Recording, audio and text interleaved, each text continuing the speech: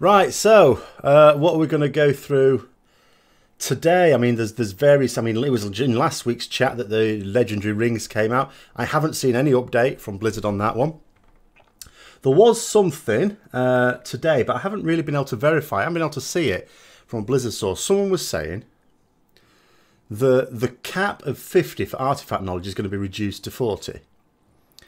But I have yet to see whereabouts on the forums that is. But I've only had limited time this evening to look stuff up after I got back from work. So I don't know if that's sort of widely known yet or anything like that. Hello, everyone. And a blue post has come out, so okay, all right. Oh, is it already in? Oh, right, fine. Which means I suppose there's only 3 more to go then. I got my 37th today, artifact knowledge. I suppose the reason, did they say why? I'm sort of guessing the reason for that would be that they don't want people chasing. Again, the reason people are chasing the artifact power is because they can. As soon as artifact knowledge stops, then it becomes much more difficult to get the traits, and they might actually just say, people might actually just say stuff it. I say don't like it. I mean, if that's the reason they've done it, as I say, I've not seen this blue post. If anyone can sort of say, don't link it because I won't be able to see it if you link it. But if anyone can say what the reason they gave was, if it is that, I'd actually support it, because artifact power chasing, not artifact power in itself, but the artifact power, the chasing of lots of artifact power has actually cost quite a few raiders. We've just had someone else say that they're not going to raid Timor Sargeras, and the reason they've given is because they're burnt out by it, because of alts. What? How? Huh? Because of alts? What about? Good evening. Oh, I can't see blue very well. Mystic Weaver. Oh, aka Zach. Just call you Zach. Because of the alts. What's up with the alts? They don't want your alts to get AP too fast. Why not? What's the issue with that? Like, the thing is, I could understand it if having another character or several other characters was considered content. Now, I can understand how in previous expansions it was considered content. Because, I mean, never mind WoD even. Obviously, that was a total disaster. But in previous expansions, you got your main character to level cap, and then you farmed dungeons for a little bit. Then you got into your raids. Once you were into your raids, you were in a cycle there. The only thing to do was to raid and make sure you farmed enough for consumables. Sorry if you can hear outside noise. It is absolutely roasting today, so I've got the Yorkshire air conditioner open, which means my window's open. But in Legion, and so yeah, in that situation, you're not necessarily have to be on a lot. So you level up other characters, and then if you have to do the same sort of stuff on other characters, that's going to occupy your time. But in Legion, there's so much to do on a single character. I hardly get any time. I'm an alcoholic, or before Legion, I would have considered myself an alcoholic. I'm not anymore. I just don't have time. Not even for one alt, really. And I don't get it. You can get a book for full AK for a night. Yeah, well, not a full one. It's 5 item level. 5 artifact knowledge below. So at the moment I could get a 30. When we get to 40 I'd be able to get a 35. Which is a nice little boost. But what I mean is, the alt itself doesn't need to be there for content, because there's so much to do on a single character. They don't need to consider, they don't need anything else to block up your time. Oh, so what you're saying is when we get to 40, we'll be able to buy a book for 40 as well. Okay.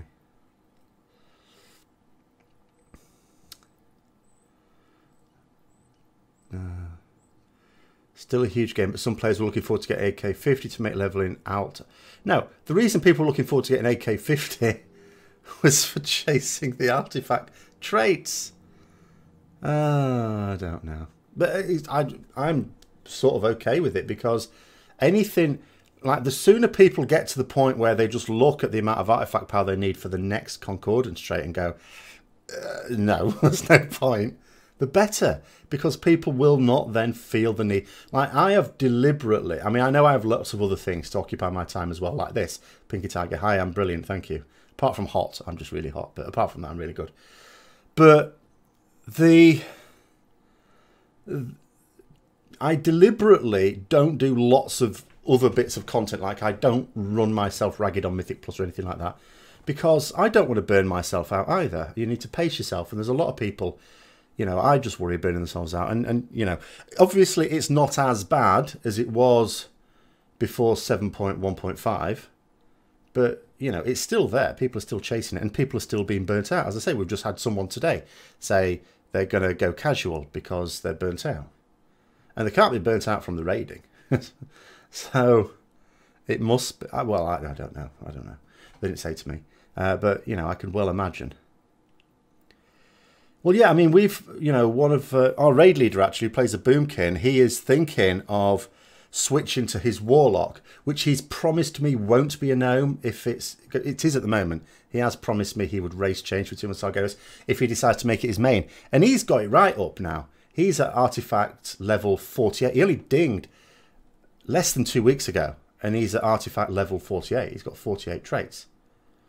So, you know, he's got that character up to speed. We're going to take it through some Mythic tomorrow, try and get some gear as well. I mean, it's already pretty good gear. It just doesn't have Foresight yet. Why not a gnome? What a question to ask on this channel. Seriously. Why not a gnome? And what I've done, just to try and make things a little bit easier on my YouTube channel, I've actually created an extra couple of playlists. One of them is a playlist for gnomes, so you can see all my propaganda, I mean documentaries about gnomes in there. So you just watch those. To get to trait 56, I've only just got to 52. I only now just have my concordance. 56, I don't even know when that's going to be for me. I have not, oh my God, what's happened? No, I didn't unblock gnome. Do you know what's happened? I've just realised, thank you for pointing it out. You shouldn't actually be able to use that word on this channel. I know what's happened. When I changed my username, it's obviously reset all my block. What? How mad is that? It's obviously just unblocked all my... I'll have to do that later. I'll have to remember. Someone remind me to do that later. But anyway, yeah. But I can't remember what it is at the moment. To get to 53, it's something like 600 odd million. But again, while we're still getting artifact knowledge, it's sort of okay. It's like you get, you know, artifact knowledge has just come out now, so we'll get that. We'll sort of start shooting up a little bit. And then we'll start to get used to it, and then it'll be a bit of a crawl. Then the next artifact knowledge will come out, and then suddenly it's like we're getting loads and loads again. And I mean, what did I have today? Today I needed another 80 million to get the 52. So I got my artifact knowledge, and then I got the 2 artifact power things from missions. One of them was the big one from the command center. And then I just needed 2 more world quests, and that was it. Got the 52. So I got like 80 million quite quickly there. Base AP reward will go up as well. What do you mean base AP reward? Now, when our artifact knowledge is capped, we will then start to see the exponential nature of the artifact power requirements. You know, the artifact knowledge exists purely to allow people to sort of put lots of effort into getting lots of artifact power, but for the other ones, like me, not to be too far behind. It exists purely for that. So they're not going to, you know, they're not going to make it any easier. They don't want, once we've got concordance, they don't really want us getting it too much more. Like the original Paragon traits, they didn't actually want us completing those. We did. Blizzard sort of, I don't understand how, failed to realise that people would do that.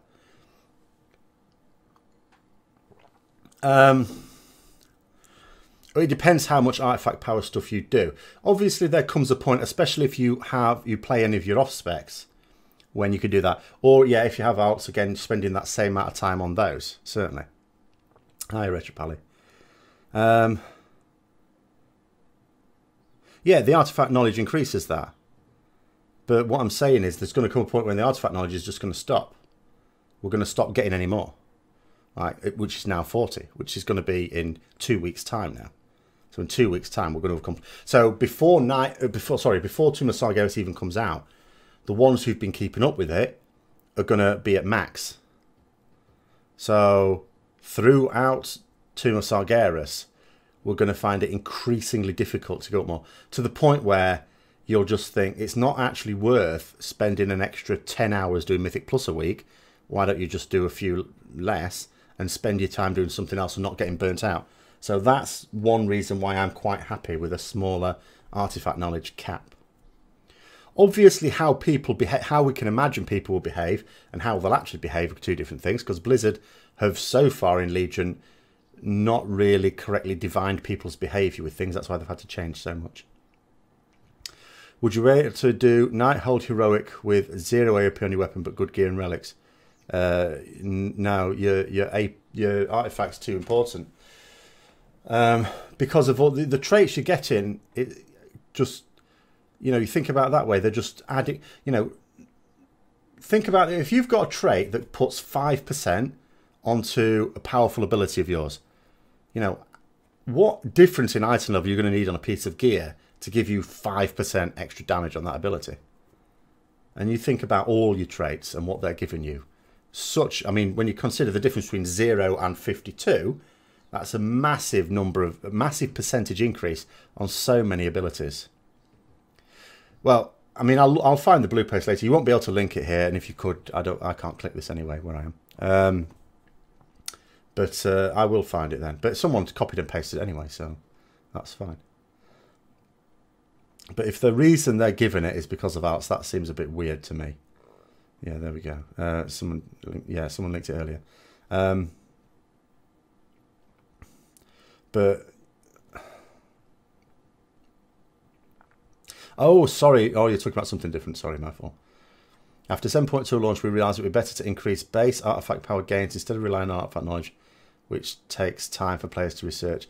Well, maybe then that's something else I was talking about before in another video, which is about returning players, perhaps.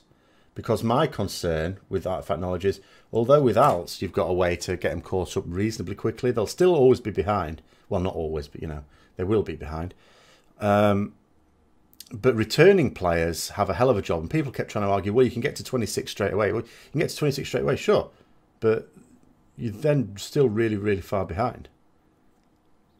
I mean, someone was trying to convince me that they only started playing a particular character a few weeks ago, and they're already up to like artifact power like 42 or something. I'm thinking 42 is miles behind. Miles behind. I mean, I'm on 52, and I'm, you know, there's people in my guild on 55 now. So that's where the artifact knowledge slips up. Now, here's what I would see. The artifact knowledge system works as such, but what I would do is I wouldn't put any artificial barriers in the way of people catching right up. I would allow people, you know, have a certain situation. Like at the moment, people can be on artifact knowledge 37, isn't it? I've just got 37. So let's say you have a new player start now and they've just dinged today. Let them spend their order resources freely, you know, maybe, and get right up to that. And then when it gets to 37, so they've still got to spend all those order resources, but when they've got up to the point where everyone else is, then it starts to be on the same timer. So just have the timer apply once they've caught up. So they'll still have to farm and get order resources to be able to pay for this, but let them catch up, because at the moment they cannot catch up. Well, or obviously at some point they can, but they'd be waiting a very long time. If someone wanted to start playing the game now, or just roll another character now, no, actually no, rolling another character is a bad example, because you can actually just give them the artifact knowledge thing. But if you start now, there's no way of getting ready for Tomb of Sargeras. Whereas when I came back to the game late Cataclysm, I got myself up to speed and in a raid guild, a heroic raid guild, in like 3 weeks. Can't do that now. Let's have a look. Guybrush Forks. Found myself wanting to ask a question while watching the VOD of your last stream on YouTube. Remember a video you made when you left your previous guild due to roster size? That was interesting. About the story behind your current guild. Like what made you take the risk of joining them? What circumstance made me an officer? Okay, yeah. There are videos on both of these things.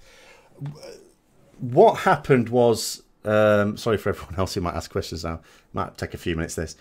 What happened in my last guild? So what happened, it was a really large roster size, and I knew this before Legion even came out, and I sort of was saying this, but what people in the guild were telling me is don't worry about it, because when Legion comes out and the raids start, some people will just stop raiding. Now this was believable, because that's what's happened at the start of WoD. It's what happens every tier usually, especially at the start of an expansion, because you've been farming the latest content. You've got this year-long drought. So people are just used to turn up to a raid once a week for a few hours just to clear Hellfire Citadel. So it makes sense that some of them, when they have to go back to a full-time raid schedule, will decide, actually, do you know what? I've quite liked the time off. I don't want to do this anymore. But that's not what happened. So the roster remained really large. So that meant I was going to be benched quite a lot. So that's what caused me to leave that. But then to find the other guild, there were a few things that attracted me to it. One was the fact, like a lot of people look for a stable guild. It's nice, but it's not necessary. You know, it's not an essential thing. What you want to do is look for a guild that's doing well now, because you can't tell whether, like, the reason why people want to join a guild that is so supposedly stable is because they don't want the guild to collapse in a couple of months and they've spent their money transferring there. Any guild can collapse in a couple of months.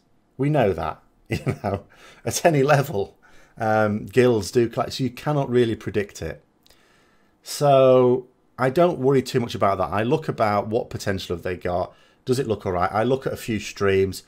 I was quite keen to go back to Alliance. I wasn't saying I definitely will go to Alliance, but I would have preferred an Alliance guild, so that sort of lent me towards it.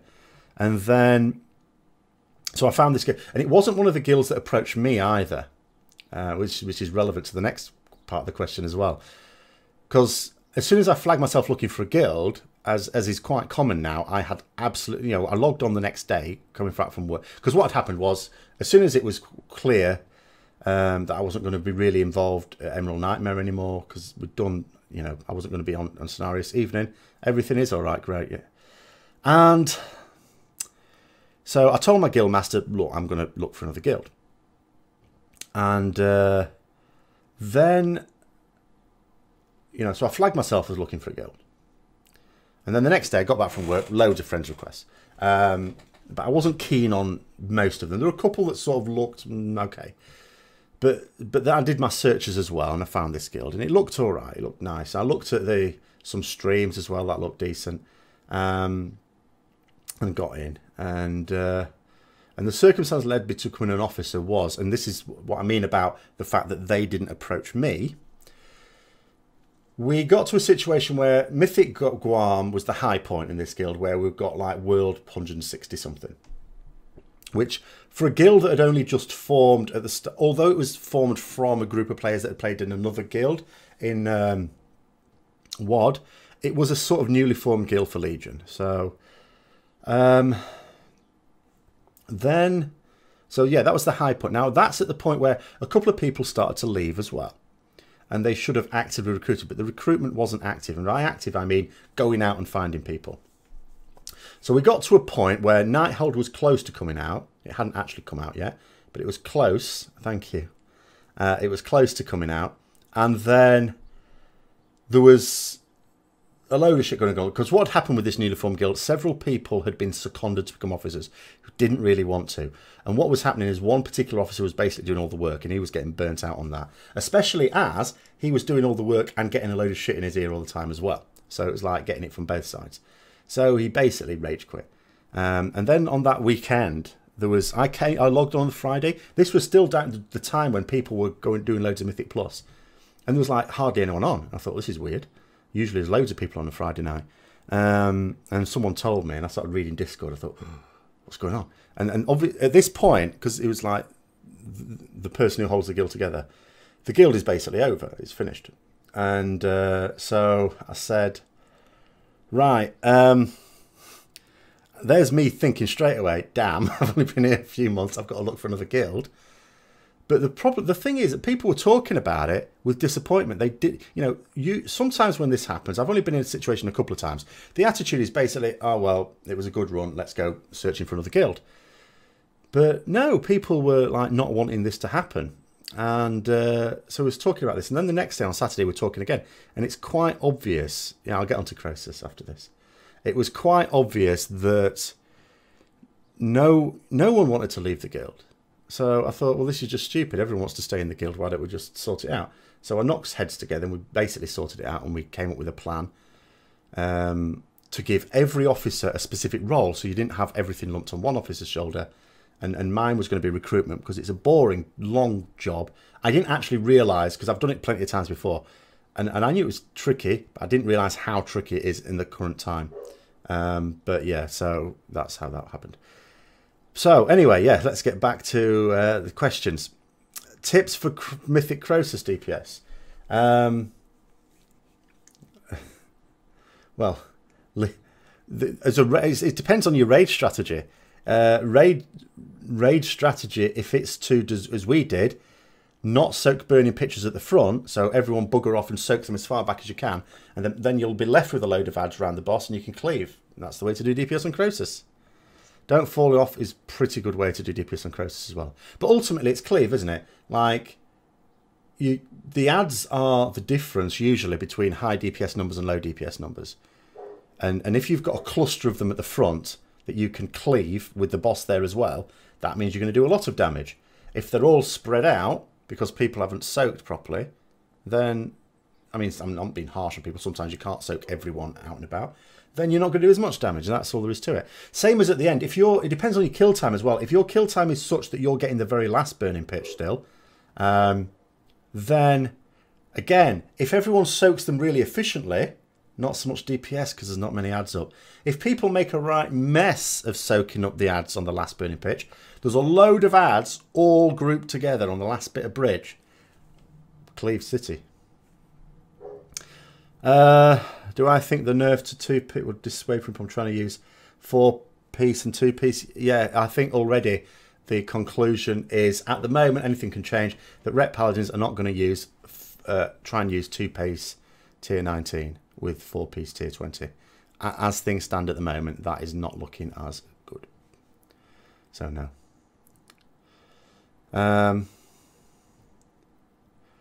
Is it worth, when you've got 52 traits, not to push for more and focus on spending AP on off-specs? Depends whether you use the off-specs. If you use your off-specs, you might as well spend more on those off-specs. If you don't, then there's not a lot of point.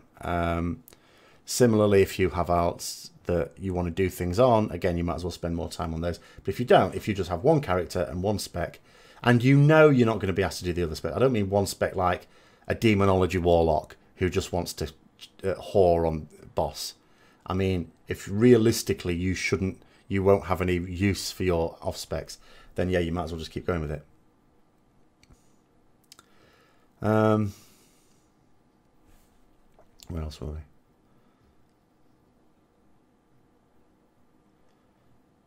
Can't remember if there's anything else there. I mean, I've just got 52 now, and I don't know, I haven't thought yet, but I will probably, now that the artifact knowledge cap has been reduced to 40, I'll probably just keep going on it until we get that, and then maybe start putting a bit more in my protection and stuff spec. Do I use professions? Yeah, enchanting and blacksmithing. Now, if you were to ask me, if I was like a new player and wanted a raiding character, what profession would I choose on my raiding character? I would choose enchanting, definitely. Because that's always going to be useful, because you're going to have so much to disenchant on your main character. So I always think that's a good one if you're not particularly attached to the other ones. And the other one would probably be engineering, because that's always useful in a raid as well, for Jeeves and things like that. And Blingtrons on demand, because I don't know whether other people do this to you. In my raid, they're a bit awkward. They'll stick down a decoy. They'll put like a Blingtron 4000 or 5000 or something, which is not a very nice thing to do. So if you're an engineer, you can put the right Blingtron down. Do I have any plans to make more videos regarding guilds and how to manage them, etc.? I'm not sure that I should really do ones on how to manage them. I do have other videos planned on similar things. Like I've got one planned on... I've already done a video on this actually, but it was last year. Maybe not so many people watched it. Maybe more people watch it now. It's one of these things. I think some videos you're probably going to end up doing when you do a channel like mine, probably every year, just to refresh it. And one of them I was planning on quite soon was on what to do in your first week in a new guild, which is a natural thing to think about, as I'm doing a series. I've just done a series on recruitment, and I'm doing a series now on getting ready to push raiding to a higher level in Tomb of Sargeras, which sort of implies people to do that would change guild. Do I use the standard rotation for it on Hakili? Not, you know, I use Hakili. It's very convenient, but you have to bear in mind sometimes circumstances will mean you do different things. Hikila is based on the the standard APL, so it works in most circumstances. But I'll give you an example on Mythic Gul'dan, for example. In fact, hold on. I might actually have this. I might have this to show you. So, because on Mythic Gul'dan, I've got a good example of this. Have I? Oh, God. Right, just before then. Now, let's just see. At the bottom, you can sort of see my Wake of Ashes. Let's have a look. So it's off cooldown, but I'm not using it at the moment. And I'm going to use it now because they've come up, because I can use it to stun them, as well as do a load of damage to them because they need to die really quickly. So that's like an example of when I would ignore what it's telling me to do.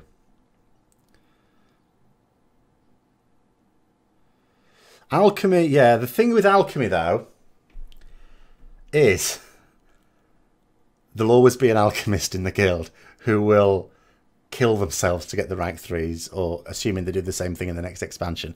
So although alchemy is, and I always have an out with alchemy. I've got an out with rank 3 in terms of the flask and potion that I need on my paladin. So I always like, but if I was going to have a single raiding character, I wouldn't make it an alchemist, because if there's already an alchemist in the guild that can do them, it's only convenient in the convenience of being able to do it yourself. But then there's the added inconvenience that everyone will come to you to make them. So I wouldn't recommend alchemy for that reason. But I would recommend engineering, because people don't bother you with engineering. It's just there. And useful at the same time. Did I enjoy Nighthold as a tier? I did. I thought it was all really good. I can't think of a single bad boss. And although I didn't get to see the last 3 properly, because we killed them after nerfs, just because we were slow, I did enjoy all of them. My favourite was probably Botanist and Croesus for me, because I thought they were quite clever, the designs of them. Because one thing that I think Blizzard do quite well is they make a fight difficult that on the face of it isn't difficult, and they make it difficult by forcing you to choose between DPS and mechanics. And that will naturally make it more difficult, because a lot of people lack the discipline to just deal with the mechanics. On Croesus, absolute classic case, as well as on Botanist. Well,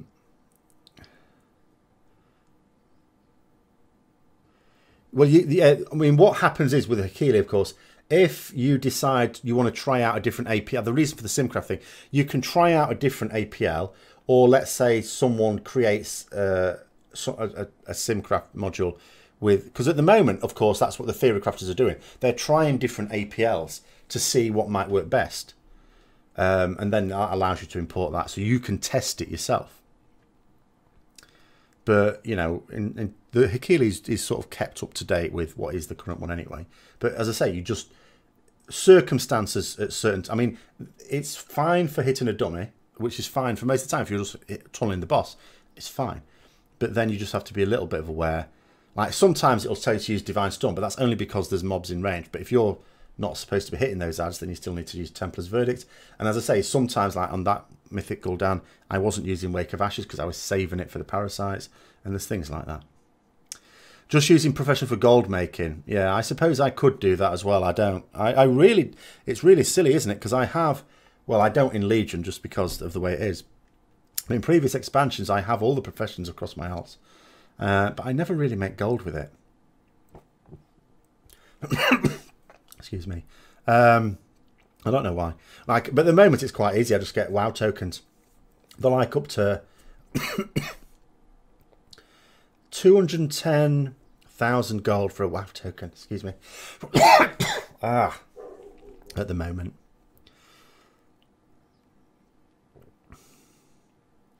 What will surprise me in the next new expansion as a new feature for the game? I don't know. It wouldn't be a surprise if I was expecting it. But there will be new features, of course. What will interest me more about the next expansion is which features for Legion they drop. Sorry, for some reason I got a cough now. It wouldn't surprise me if they drop the... Sorry, I don't know what's up with me. The Garrison Order Hall type thing.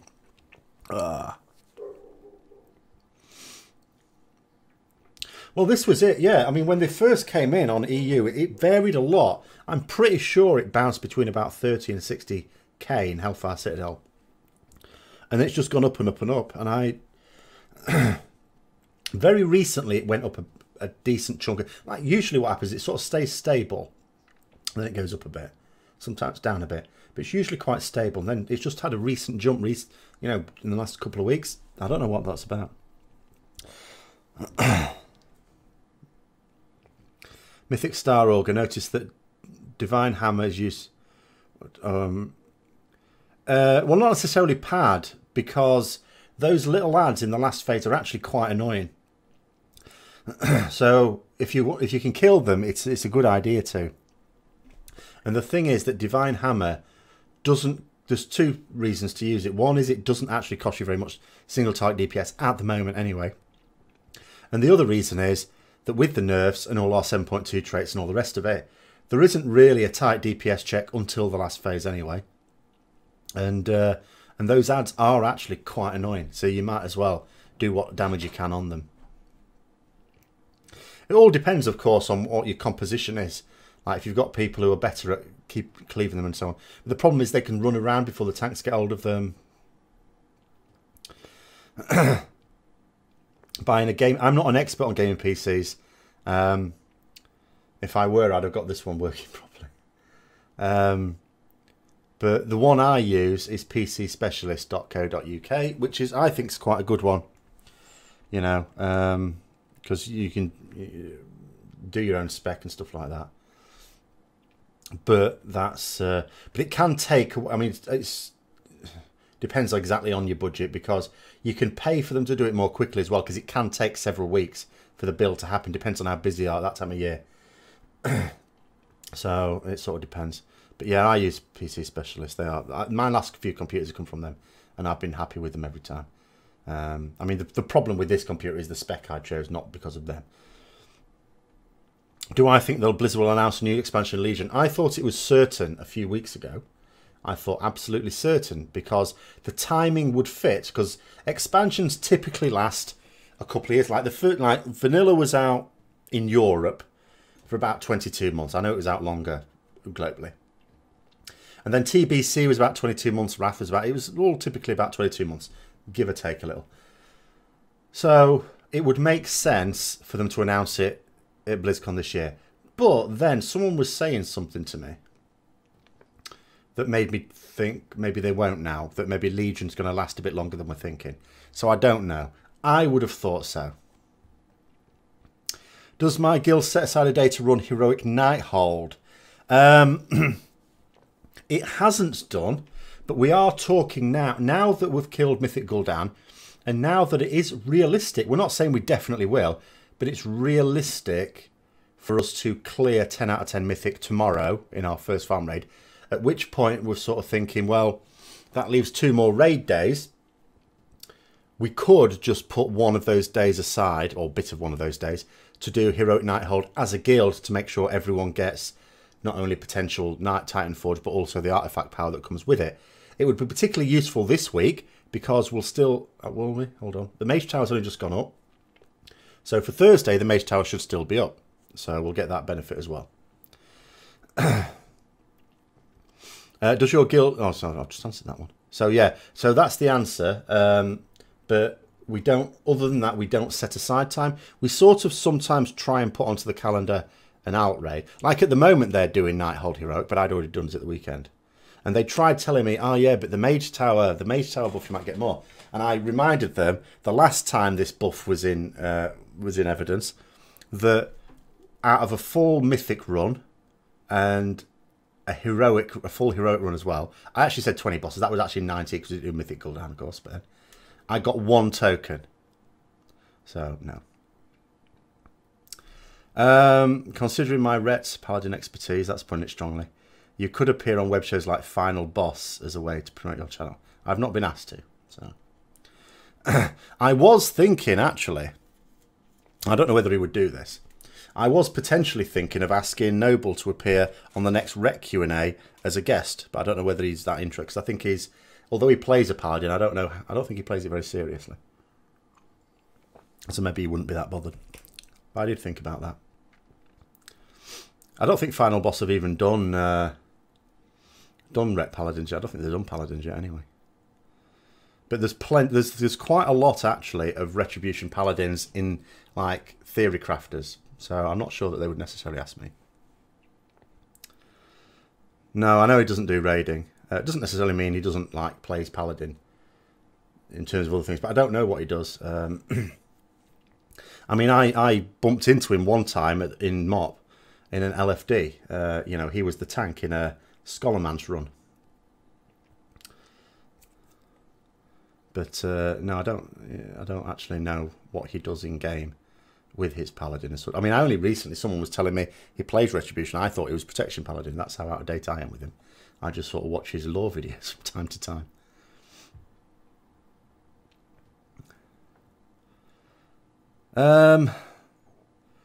Well, the thing with Quinn is he may well be a very good ret, but he has a habit of, for his guides, basically, you'll notice they come out a little bit after other people's, sort of because he's basically nicking everyone else's.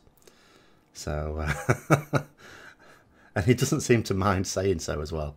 So, a little bit dodgy. A little bit dodgy. Do you expect with Destiny 2 coming other non-Blizzard games? I don't know. I really don't know. Because the thing is, like I was saying on WoW Flash on Friday, I don't know where this idea has come from. I find it hard to believe it's come from Blizzard. But I don't know. At the same time, you've got to think about, they'd have to redesign, I mean, okay, that's not a big issue, but they'd have to redesign Battle.net to have more and more games there, wouldn't they? So, but is it an idea, is it a way of, is it the Activision side of things think that Battle.net is a really good idea and that they would eventually like to see them merged? Who knows? And it wouldn't necessarily be a bad idea. About the topic of lore, how much do you know or care about it? I don't know as much as Noble because I haven't read all the books, but I do actually care about it. I do like to read about it. Not enough to actually get all the books and read them, because there's always something else I want to do. I keep thinking to myself, yeah, maybe summer I should just get all the books. And then I think, no, summer I'll be doing lots of videos. But then maybe I should just do it anyway and just read them at a bit of time. But I have the Warhammer Chronicles, not Warhammer, behave yourself, Warcraft Chronicles. So, yeah, I do like to read about lore. So much so that I sometimes forget, like sometimes there'll be a bit of lore that I've read about and I'll get confused as to whether it was in the game or just in a book, even though an official book that makes it canon. Sometimes I forget. I feel like now is probably the best time for someone to apply to other guilds and recruitment. Currently in a 6 out of 10 Mythic guild and one of the more exceptional players. I'm wanting to apply to a better guild. Would those top guilds even want me if I haven't killed Mythic Gul'dan? The fact that you haven't killed Mythic Gul'dan is not going to feature strongly. They will want... It depends how desperate they are for the thing, you see. Like, ideally what they will want is they will want to see from logs that you can do damage whilst doing mechanics and that you are a reliable raider. And that you can hit the right targets. Well, that's part of doing mechanics. So, obviously with certain classes, you forgive us. Like, for example, we were really desperate for a Warlock until recently. Now, all of a sudden, we have 2. I don't know how that's happened. Because last week, I didn't think we were... I actually said to the officers, I said, we ain't getting a Warlock until Tomb of Sargeras. And even then, we've got to hit the ground running, get ourselves a good rank, world rank, and then I might be able to get a Warlock. But I said, we've got no chance at the moment. Now we have 2. 7 days later. So, but with the Warlock, we would have been quite happy. And we did actually take a Warlock a while ago who didn't have any Mythic experience. But their heroic logs were really good. So that showed they could play their class. Didn't show they could do mechanics. If you've got 6 out of 10, there should be evidence there that you can do mechanics. But with Retribution Paladins, guilds, you know, there's a lot of Ret Paladins It's not that they're bad. That's not the reason why they're not in high demand. It's just that there's a lot. So guilds that want them tend to have them. So that side of it is not easy. You'll just have to see how you get on. What class would I main if a paladin got lost? Well, this is the thing. I have thought about this in the past. I was saying to some people the other day, if I had any sense at all, I would have rolled a rogue or a hunter a long time ago, because they are always in demand. You always want them. They're just useful. They're not always top of the meters, but they are always useful on multiple fights, because the utility that they bring will always come in handy. But I do struggle. It's not like Paladin is my favourite and then there's a sequence down. I can't even think what my next favourite would be. But whatever it is a long way down. You know, it is actually the point where if the Paladin class either was lost or just became too terrible to play, it would probably mean, or possibly mean, not playing the game. But I don't think that would happen.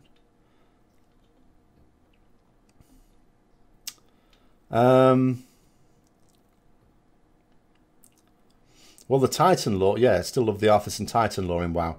The Titan lore took a distinctive odd turn a couple of years ago when it was then announced, oh, the old Titans are dead. Oh, are they? Okay, fine. I'm not quite sure that I believed the idea behind that particular story, but there you go. I mean, the idea that Sargeras could just kill all of them at once. I was like, but that's what's happened. But going back to sort of Blood and Thunder 27, it is a good time to be looking for other guilds, certainly. Because other guilds will, especially guilds that have completed it, are they've got now a few weeks that it's a good time to trial classes.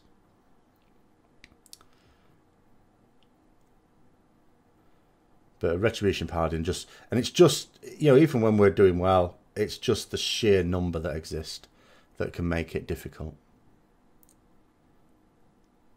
It's just such a popular class. And spec specifically.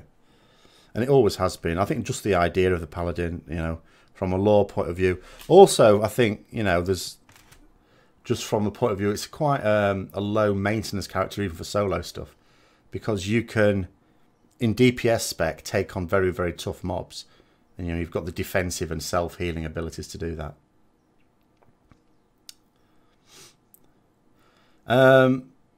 Yeah, you do high burst DPS, and then when you're not in burst, you drop in DPS. No, that's how Rets play. That's the thing with them. That's why you can't. That's why you can't waste your crusade. That's why I made a mistake actually on Mythic Gul'dan, because I was using Convergence of Fates quite for most of the pulls, and then at the last minute I lost my nerve and stopped, and I started using, because I was noticing with with Convergence, you don't really want to hold on to your cooldowns, otherwise you're sort of wasting it. So then I switched to Horn of Valor to get more powerful, but then I found out I wasn't able to use it at such convenient times. So I should have used Cough, but I didn't. I mean, with some DPS, they rely on their burst mothers. Obviously, all DPS are going to do much less in non-burst than during the burst phases. But some of them, it's huge. It's quite funny with Retribution Paladins because it's a yo-yo. It goes like up and then down, and then Crusade comes back off cooldown. It's like back up again and then back down again. So the different, you know, where you finish up entirely depends on how long the fight is compared with your Crusade uses.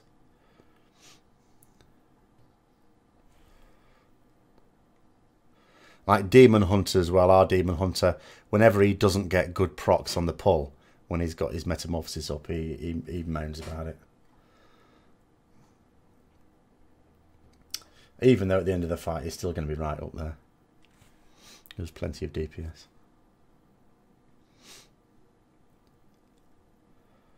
But in the next tier, we're certainly not going to, like at the moment as well. It's quite bad because I have all 3 relics that extend the duration of my crusade. Fury starved. What do you mean Fury starved? You mean rage starved?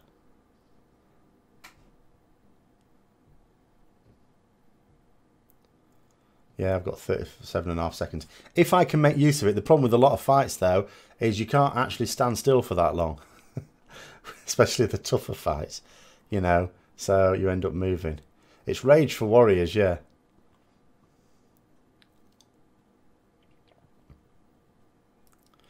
What do I think Blizzard will do with Illidan in Legion?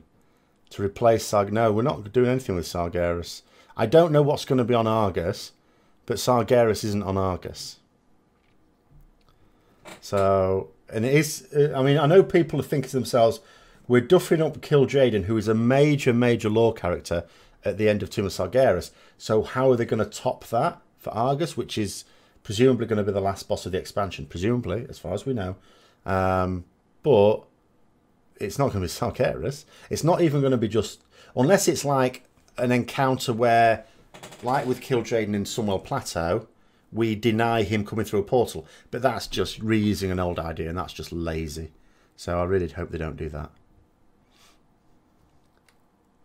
But in terms of what happens to Illidan at the end of this story arc, might be nothing at all. They don't mind major characters just suddenly disappearing off. Like Jaina keeps popping her head back up and then buggering off again. She used to be a major lore character. Now she doesn't. She just pops her head up, sulks, and then buggers off again.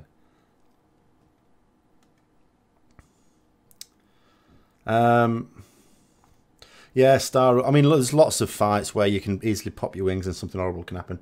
And it's not even like you can just wait for the something horrible to see if it happens or not, because, you know, you can be waiting forever for these things. Solo the High Lord, is it worse if you use it without the cloak?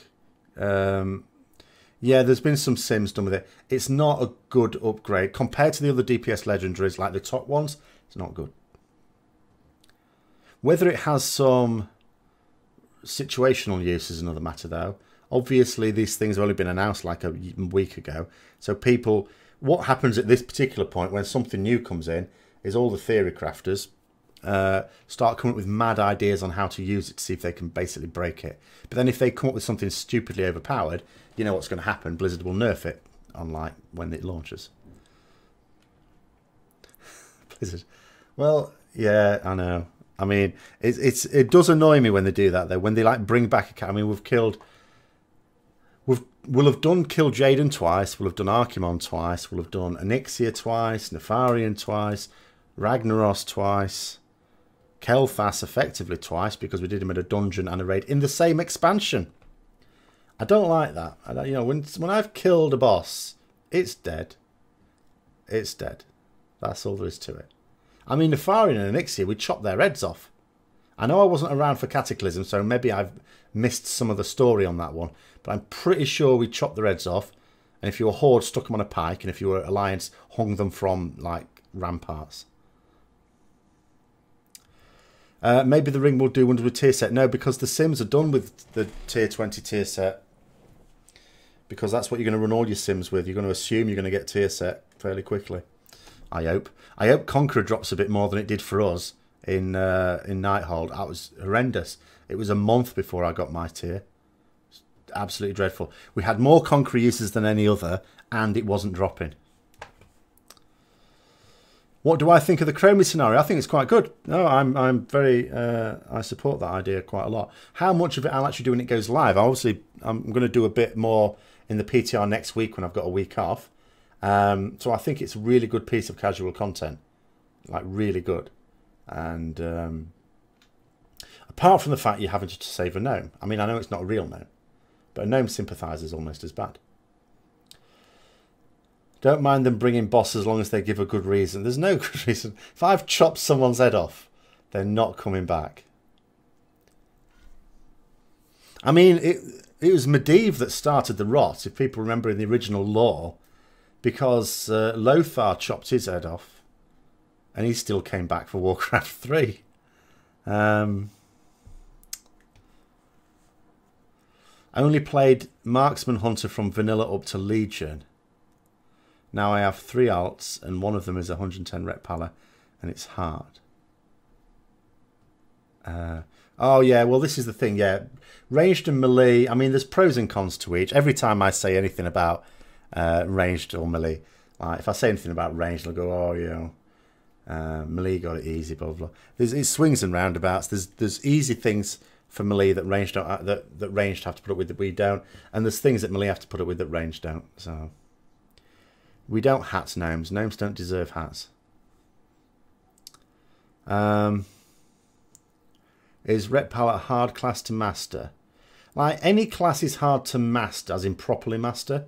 Even when you look, like at the moment, like if I were to ask me what my main alt is, I haven't really played anything for weeks, but I would say my Beastmaster Hunter. Now the reason I choose the Beastmaster Hunter is because it's an easy spec. Like I could pick it up tomorrow and do all right damage with it for its gear level and stuff. I would do all right, but I wouldn't play like the top player in the world because any spec is going to be difficult to master. Paladin is not. So I haven't really played Rogue at level cap, so I haven't played Warrior at level cap either. But playing them while leveling, I did a little bit on the beta and alpha. I wouldn't say that one of them. I mean, the combat Rogue was not combat. Outlaw Rogue was terrible just because of the RNG of Roll the Bones. But it's whichever one you're going to like. I mean, they've all got slightly different resource systems. Like with the Warrior, it's all this rage-based thing. Paladins and Rogues are a little bit similar because of the combo point system. But with Paladins, the builders are time-based. And with Rogues, it's energy-based. But it's just whichever one you prefer. Because whichever one it is, to master it, you're going to have to put some time in. And practice it a lot. That's how you master anything. Just put the time and practice in. And you'll do it with any of them, any three of them. But it's just whichever one you prefer. What do I think about the nerf AP knowledge? I talked about that at the beginning, actually, and I'll put this up on YouTube as usual. I'm quite happy about it, really. Not for the reasons they're putting it in, potentially, but I'm perfectly happy about it. Because the sooner people get to artifact knowledge cap, the sooner they'll stop chasing, doing like mad loads of artifact power grinding and getting themselves burnt out, the silly beggars. See you later. So yeah, I know I'm quite happy about that. So if they want to save us, I mean, what would it have been? An extra 50 days, so 7 weeks that it's gonna be 7 weeks earlier that we get to the cap. So that's 7 weeks earlier that people can knock it off and start to realise that actually they're getting really tiny gains for all their lunacy. Stop running so many mythic pluses. Do a few. Push it. Do what what Blizzard want us to do. The behaviour they want is they want us to do higher and higher level mythic pluses, not lots of medium mythic pluses. That's what they want. I'm fully supportive of that and anything they can do to get that to happen. There's nothing to grind beside AP. Who wants grind? I don't like grinding. Who wants to grind stuff, for God's sake? If you want to grind, don't you play one of those lunatic Asian MMOs like Black Desert Online or something? But no, I don't like grinding. I like doing fun stuff. Like Mythic Plus is fun when you're doing it with a group of friends and stuff like that, like guildies and stuff. That's fun. But even then, there's a limit. You don't want to do it all day because there's other things you want to do as well. Grind is, I don't know, it's the only reason grind is a part of MMOs is because they can't possibly come up with enough new content to keep people playing like month after month after month. I mean, people spend so much on a game and they know they're going to get a couple of months use out of it, like a single player game or something. With an MMO, they want you coming back month after month after month for years. So that's why there's an element of grind in it. But I don't like it. It's not a good thing. And the less there is, the better.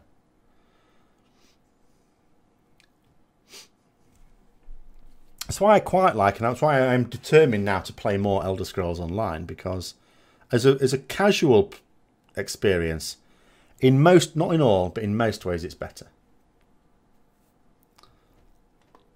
I just played the new expansion yesterday. Although I've got my problems with that, but never mind. But yeah, they have, I mean, I don't know whether they'll do anything different for the next one, but AP.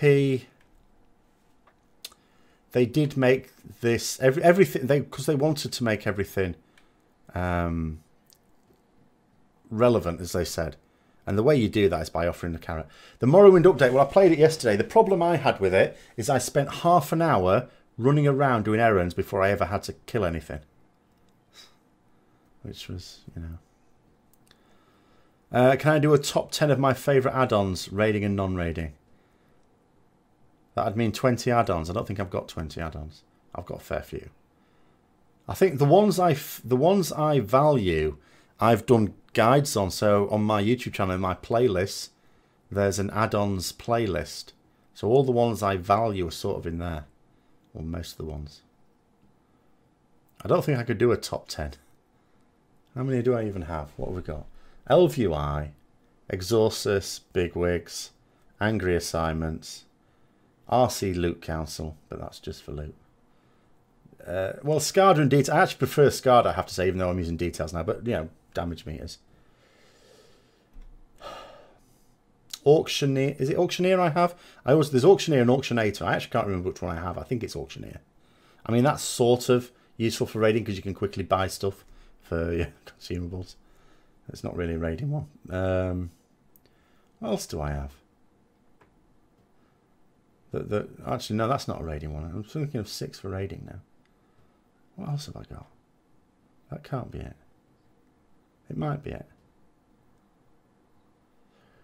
Well, for me, the weird thing about Details is the information I want, I just find easier to get it in a more accessible format on SCADA. But at the same time, I'm still sticking with Details, just in case it's just me being a bit of a... Oh, tell me when, obviously, yeah. Hakili, yeah. Although Hakili is not a general raiding one, because that's only useful for paladins, shamans, and survival hunters, I think it's got a module for. Oh, maybe Windwalker monks as well. Hi, Arda. But yeah, in weak auras, I suppose I should say as well. Even though I don't create weak auras, other people do. In fact, there's a weak aura I want, but I've sort of got a copy for it on my other computer when I can be bothered to sort of fire that up again. That I was using as a bar to show the thing of my Shield of Vengeance. I have another weak aura that I found from someone, but it's not as good. So I'd like to find that. But yeah, I have weak auras for the weak auras that other people make. You know, usually for like encounter specific ones. So even then, what does that get me to? Still doesn't quite get me to 10. Do I think multiple legendary suspect will continue in the next expansion? I think they like the idea. Yeah, I don't. But I think Blizzard like the idea. What I do think will change about the legendaries, though, is that I don't think we'll get any throughput legendaries, because Blizzard have several times this expansion identified throughput legendaries as the problem. So I think they will try and make them all utility legendaries. What do I think if Blizzard give us a new race? Dragonborn. No. Well, no.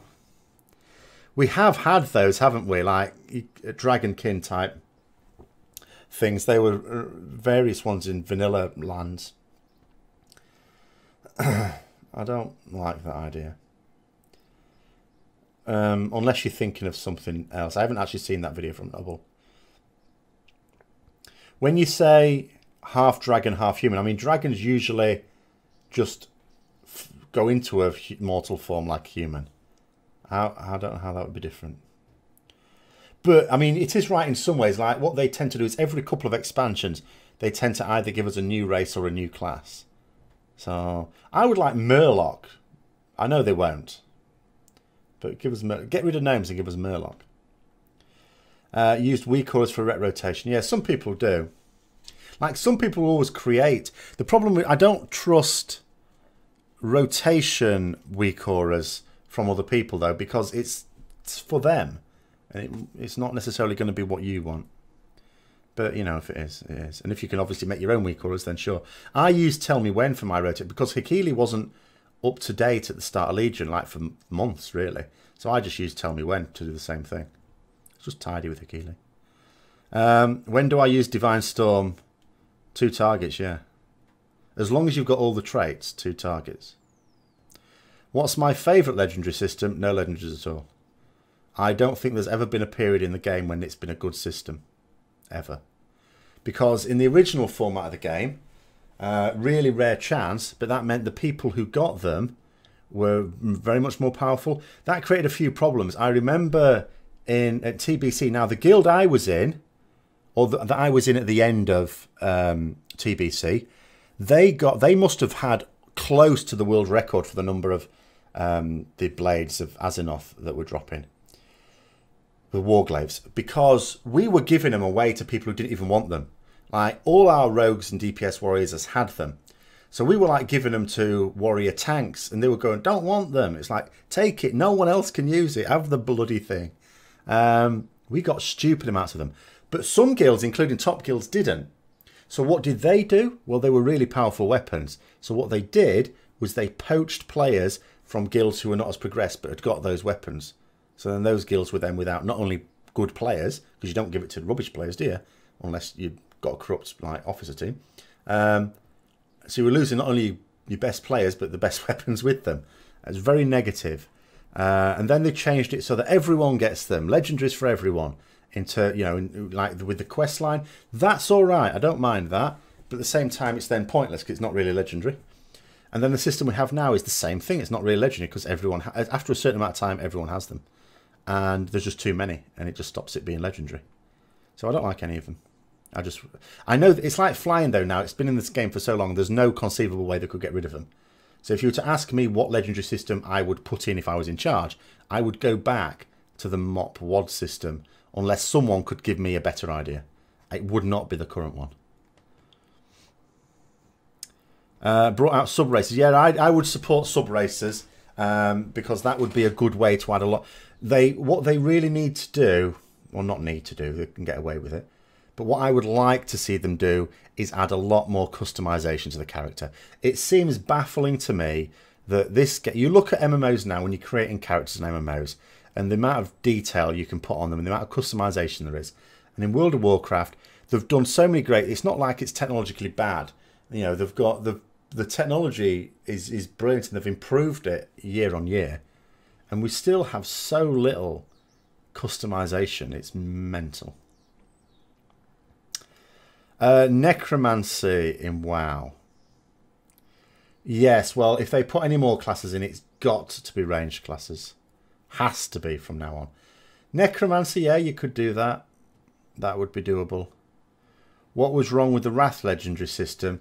It was no different, really, to the MOP one. It was only raiders that got it. It was still this thing of... Well, there's two problems with it. One is you're basically having favourites because who's going to get it first. But the other, anything that can cause any sort of dissent amongst the ranks is not a good thing. And who to award the first legendary to is divisive because obviously then there's this sort of thing where you've got to give them all the little bits that drop. I mean, that was started in Naxxramas. That was how you got a Tish. First of all, you had to collect the 40 splinters, wasn't it? And then there was the bits of Cthulhu and Kel'Thuzad, I suppose. But the issue, it was no different between MOP. It was like after a certain amount of time, a bit RNG in it, you will have it, and then the next person can get it, and so on. It was just that it was only for raiders, and they're never going to go back to the system where you have to be a raider to get it. Other than maybe doing LFR as well, but in terms of doing the hard mode, they'll not do that again. But yeah, the Wrath system for me was no different to the MOP and WOD system in terms of how it works in reality. The only difference was it was one person at a time getting it. Could Blizz give a brief checkbox survey with... I would wish they would do checkbox surveys for all sorts of content that they do now so that they can stop saying, oh, we find that people like this and don't like this. You're just making it up. Do surveys. No meters. We don't want to eat them. They're probably poisonous. Cavaldi, but yeah, I mean, they won't do Murlocs. I know they won't do Murlocs. But sub-races type things, like, you know, being able to play as, like, God, what is I've forgotten the name now, that humans evolved from. They're in Stormheim and places in Wrath as well. Completely forgotten. Vrykul. So, you know, being able to play as a Vrykul. Probably not a really tall one, but, you know, a shorter midget. But yeah, and dark iron dwarfs and stuff like that. And actually, and you could even bring the Nightfallen in. Maybe they could be a sub-race idea for both Night Elves and Blood Elves. So, yeah, I would love it if they did that. And I would also love it if they stopped, if they just made racials purely cosmetic. Like, or things that are no use in a raid or PvP, like water breathing or something like that. Those sort of racials are fine. But racials that have a tangible use in a raid or something like that, just get rid of them.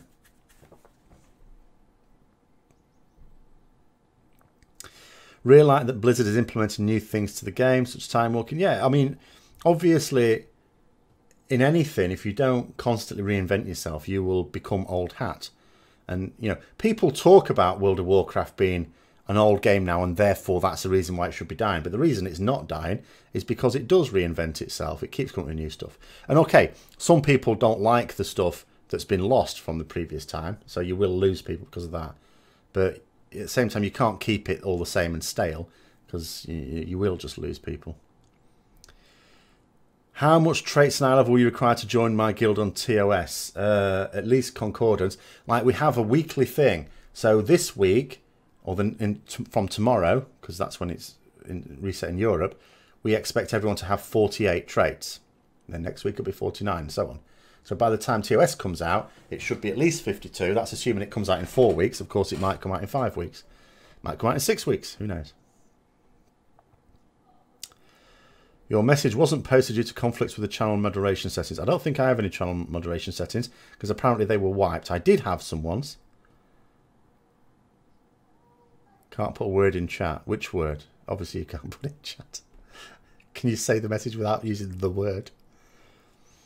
At 51 didn't... Well, no, that's the thing. I'm at 52 now. I just got that today. And I have made a point of not going mad on it. I've done enough. I've made sure that I'm not letting people down by getting behind with it. But at the same time, there are several people who are... I mean, someone in our guild got 55. We've got people on 55. I'm on 52. I'm not getting to 55 anytime soon. But at the same time, we've also got some people that we expect 48. That's our minimum. 48.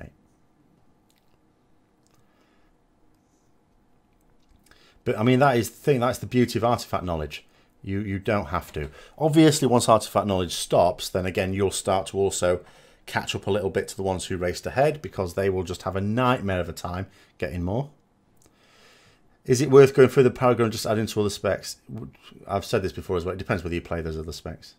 If you play them, then it's worth going to the other specs. If you don't, then it's not. It's that simple. It's how much use you're going to get out of them. Like, as I say, no one ever asks... Like, I keep volunteering as well recently. I've been volunteering to tank in Mythic Plus, and everyone's going, no, it's all right, we'll find someone else. They haven't even seen me tank. They just sort of sense what it would be like. You want to transmog your two-handed weapon in a gnome. Why? Do you know what? This is going back a lot of years now. There was a Star Wars game. I can't remember which one it was now. This is going back a long, long time. And in a multiplayer version of it, I was playing... I always play as some sort of Jedi character or whatever. Something with a lightsaber. And a friend of mine was playing as Boba Fett. And there was this really weird bug that somehow happened where it looked like, instead of holding a lightsaber, I was holding a Boba Fett. So I was swinging a Boba Fett around. But I don't know why you'd want to swing a gnome around. The leaping class we had to play in a zone on Thunder Isle. Oh, yes. I do remember that. Well, I don't think that would be a sub-race of anything. Like, I suppose... Sorox or something.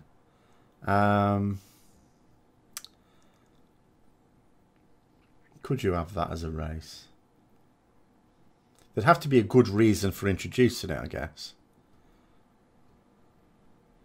I mean, the other thing as well with the new races, I would just make them a bit like Pandaren, where they're not faction specific either. I would forget about any more faction specific races, and I would have any future new races being either or, so make them sort of neutral ones. Like, there was no reason why goblins couldn't have been either or. I know for the storyline purposes, they couldn't have Worgen be Horde. But, yeah, no, well, someone was using the word gnome earlier, so I don't know what's going on. I'm now confused. I'll need to check, because I did ban the word gnome from the chat. But 2 people used it right at the start of the stream. Apparently without consequence. I have no idea why.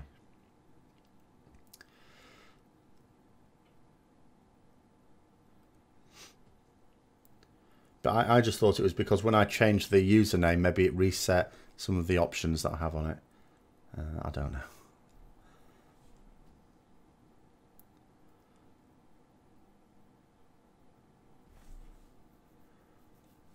But you get a message for that. Do I believe they'll keep relics? Well, they won't even keep artifact weapons, so they won't keep relics. Weapons are going back to what weapons used to be. I mean, it doesn't mean to say they can't keep relics, because you could just have it so that the new weapons have relic slots in them, I guess. But then it wouldn't really make sense, because the whole point of the artifact, I mean, what relics give you is item level. Well, that wouldn't be relevant. That wouldn't make sense. Or the new traits. Well, that doesn't make sense either. So in actual fact, no, because they are getting rid of artifacts. Artifacts is something they've said is just purely Legion. I would have quite liked it if they'd kept the artifact system. Oh, I quite like the artifact weapons. I don't like the AP grind, but we're going to have some form of AP grind anyway. They'll call it something different, but we're going to have something that makes us want to do repeatable content, because they have to. It's like people saying before about MMO, there's this element of grind in it. You have to have a reason for the grind. The reason for the grind used to be for farming materials to sell for gold, to then get your consumables or whatever, or buy shiny things off the auction house. We don't do that anymore, or it's not difficult to do that anymore. So there has to be another reason to grind. What about a third faction? Well, I think there in any PvP game there should be a third faction, but I don't think. The problem is the Legion exists as a common enemy, so that they can design raids. You know, we have to have common enemies in raids that it would make sense for both Horde and Alliance to attack, even if it's independent of one another. Titan power. I don't think Titan power would make sense, because the Titans are dead. Titans have no power. But whatever it is they put in, and I don't know what it's going to be used for either. Obviously, there's a lot of things we don't know yet.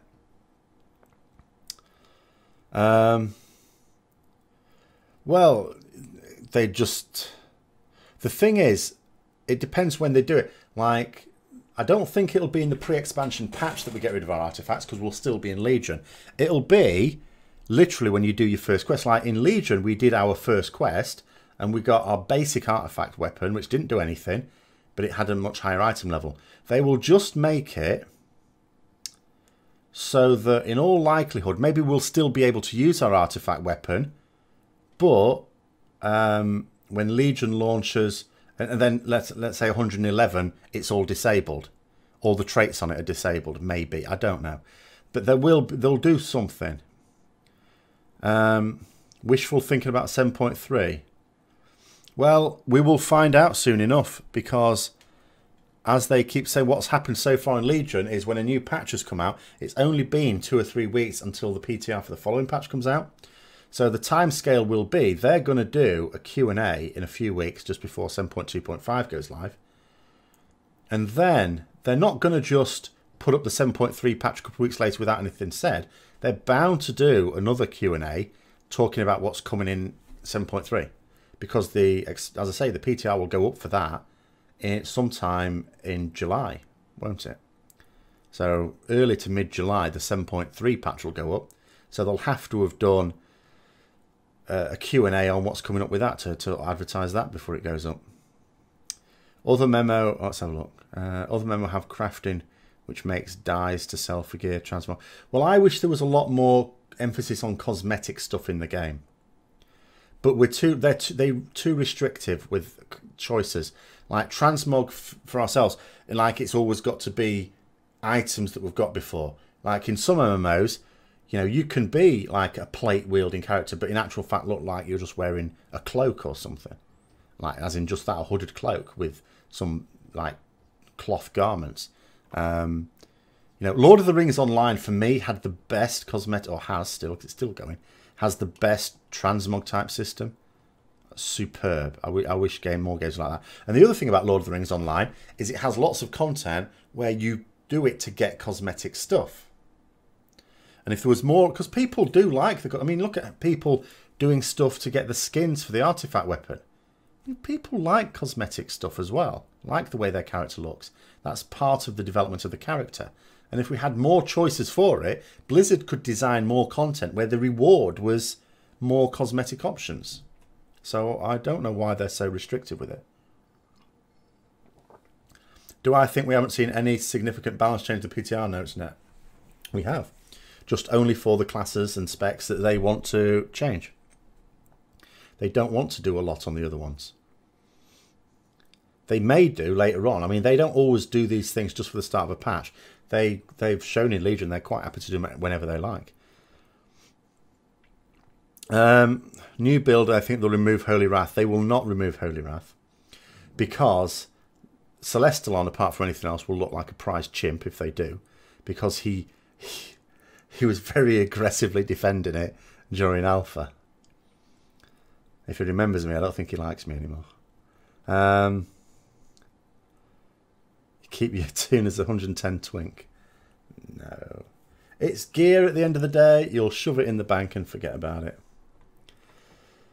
Next expansion, we'll see. Do you think bringing back Reforging would be a good idea? I'm completely neutral on the subject. I can see advantages to it. At the same time, there's issues I have with secondary stats that are not solved by Reforging. So, although I see no real argument against bringing Reforging back, I don't really buy Blizzard's idea.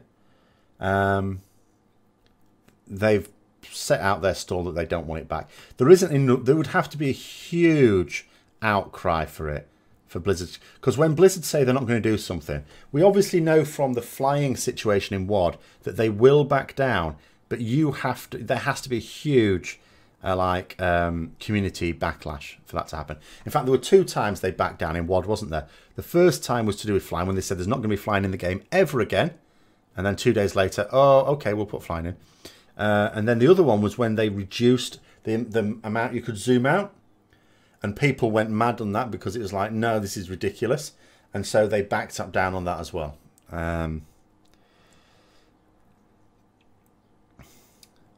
Let's get on. What questions have I missed?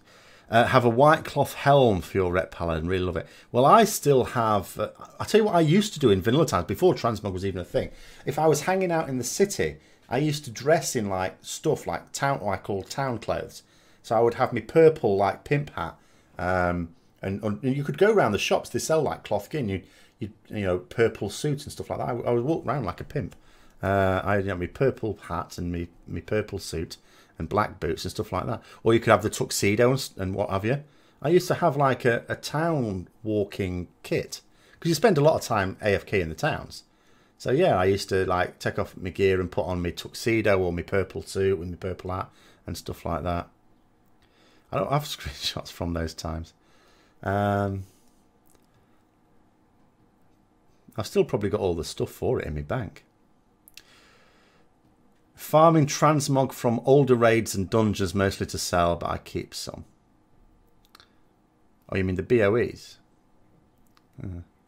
What do I think of the current PvP system? I don't like the current PvP system. I don't like it in World of Warcraft. I prefer it in other games like Elder Scrolls Online. I mean, I've done videos on this in the past. Probably should do again at some point. Let's have a look. Do I sometimes have hate messages? No. I sometimes get snide comments on YouTube, but you just gloss over those. I don't get actual messages. Like anything. The only messages I'll get are quite nice ones. Kind of like when you get to change items all the time to suit your need. Well, yeah. Well, this was the thing. Lord of the Rings Online was really good, because what happened is you couldn't... It wasn't just... You had templates. You had like a wardrobe tab in your character pane, and you set up different transmogs. but you could set up multiple sets of them, and it was just a click of a button to change it. You didn't have to get onto a yak or anything like that. You just go into this tab. You go. I'm going over the Misty Mountain or something like that. I'm in an Arctic area, so I've got this Arctic kit now with furs and stuff like that. Click on that. Oh, now I'm in a much more temperate zone. Well, that's going to be too hot for me. Click on the next one. I'm in something else. Oh, this one, it's like raining and stuff like that. Click on the one with the hooded cloak. You know, it's brilliant for RP. But there's nothing, you know, it's not even remotely like that in this game, and I don't get it. I don't particularly want hate messages now. But I just gloss over them. The thing is, I sometimes get confused when really big YouTubers, like the ones with like millions of subscribers, say that they get downhearted when they see like these poison pen type messages. And I think there's two reasons why I think they're a bit mad. First of all, saying so only encourages them. Second of all, you look at some of these YouTubers and you think, like, Boogie is the biggest one that I follow. And you look at his videos and he's got like a few hundred dislikes and then thousands of likes. So it's like, wait, but it's like the saying, isn't it? There's a saying that's, I can't remember who said it, if it was Indian and famous. It's like, you can shake hands with 100 people in a day and then one person will slap you in the face, and it's the slap in your face you'll remember. But that's just mad to me. You know, so you just look at it and you just think, well, there's a few people said something nasty, loads of people said something supportive. Democracy. I'm not too nice. No, gnomes actually send me hate mail. The gnome mafia is sometimes out, but you know, we don't pay any attention to them. Do you think there'll be a system for gear stats where you say paleo druid etc with multiple roles need only one set of gear? Well, no.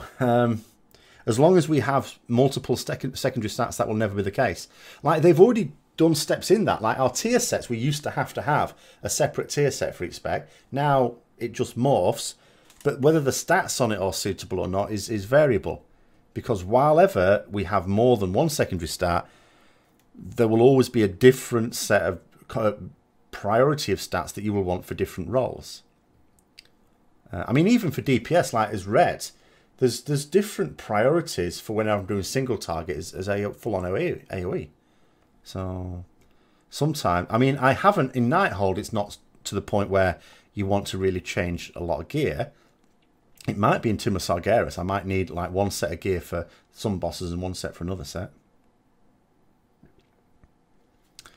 So Blizzard would love it if we didn't have to have multiple sets, I suppose.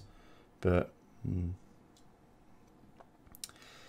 advice on trying to motivate a fellow raider into playing Demon Hunter a bit better.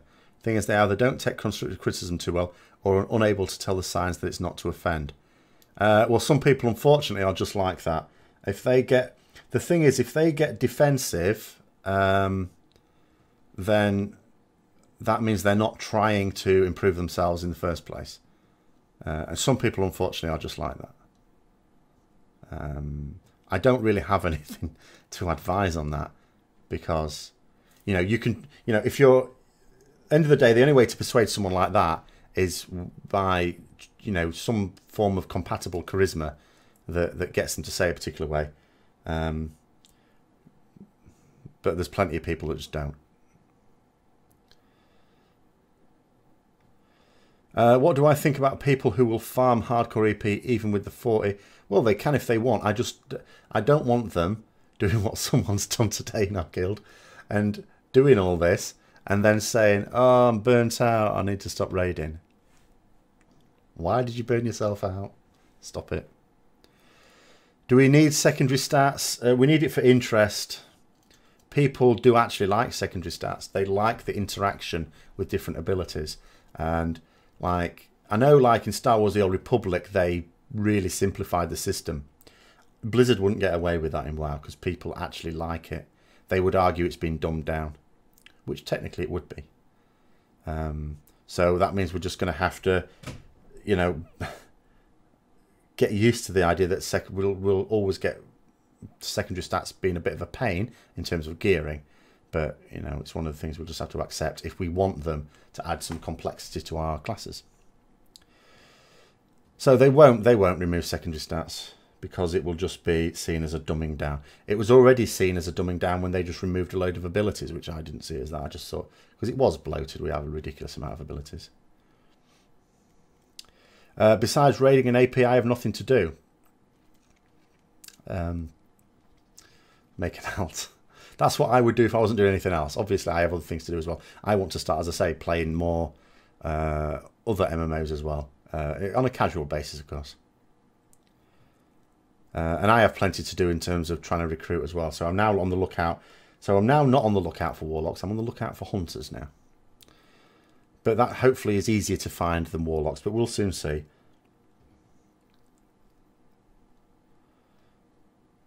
Well, you could argue something like the Chromie, the Deaths of Chromie, is something fun that they've added.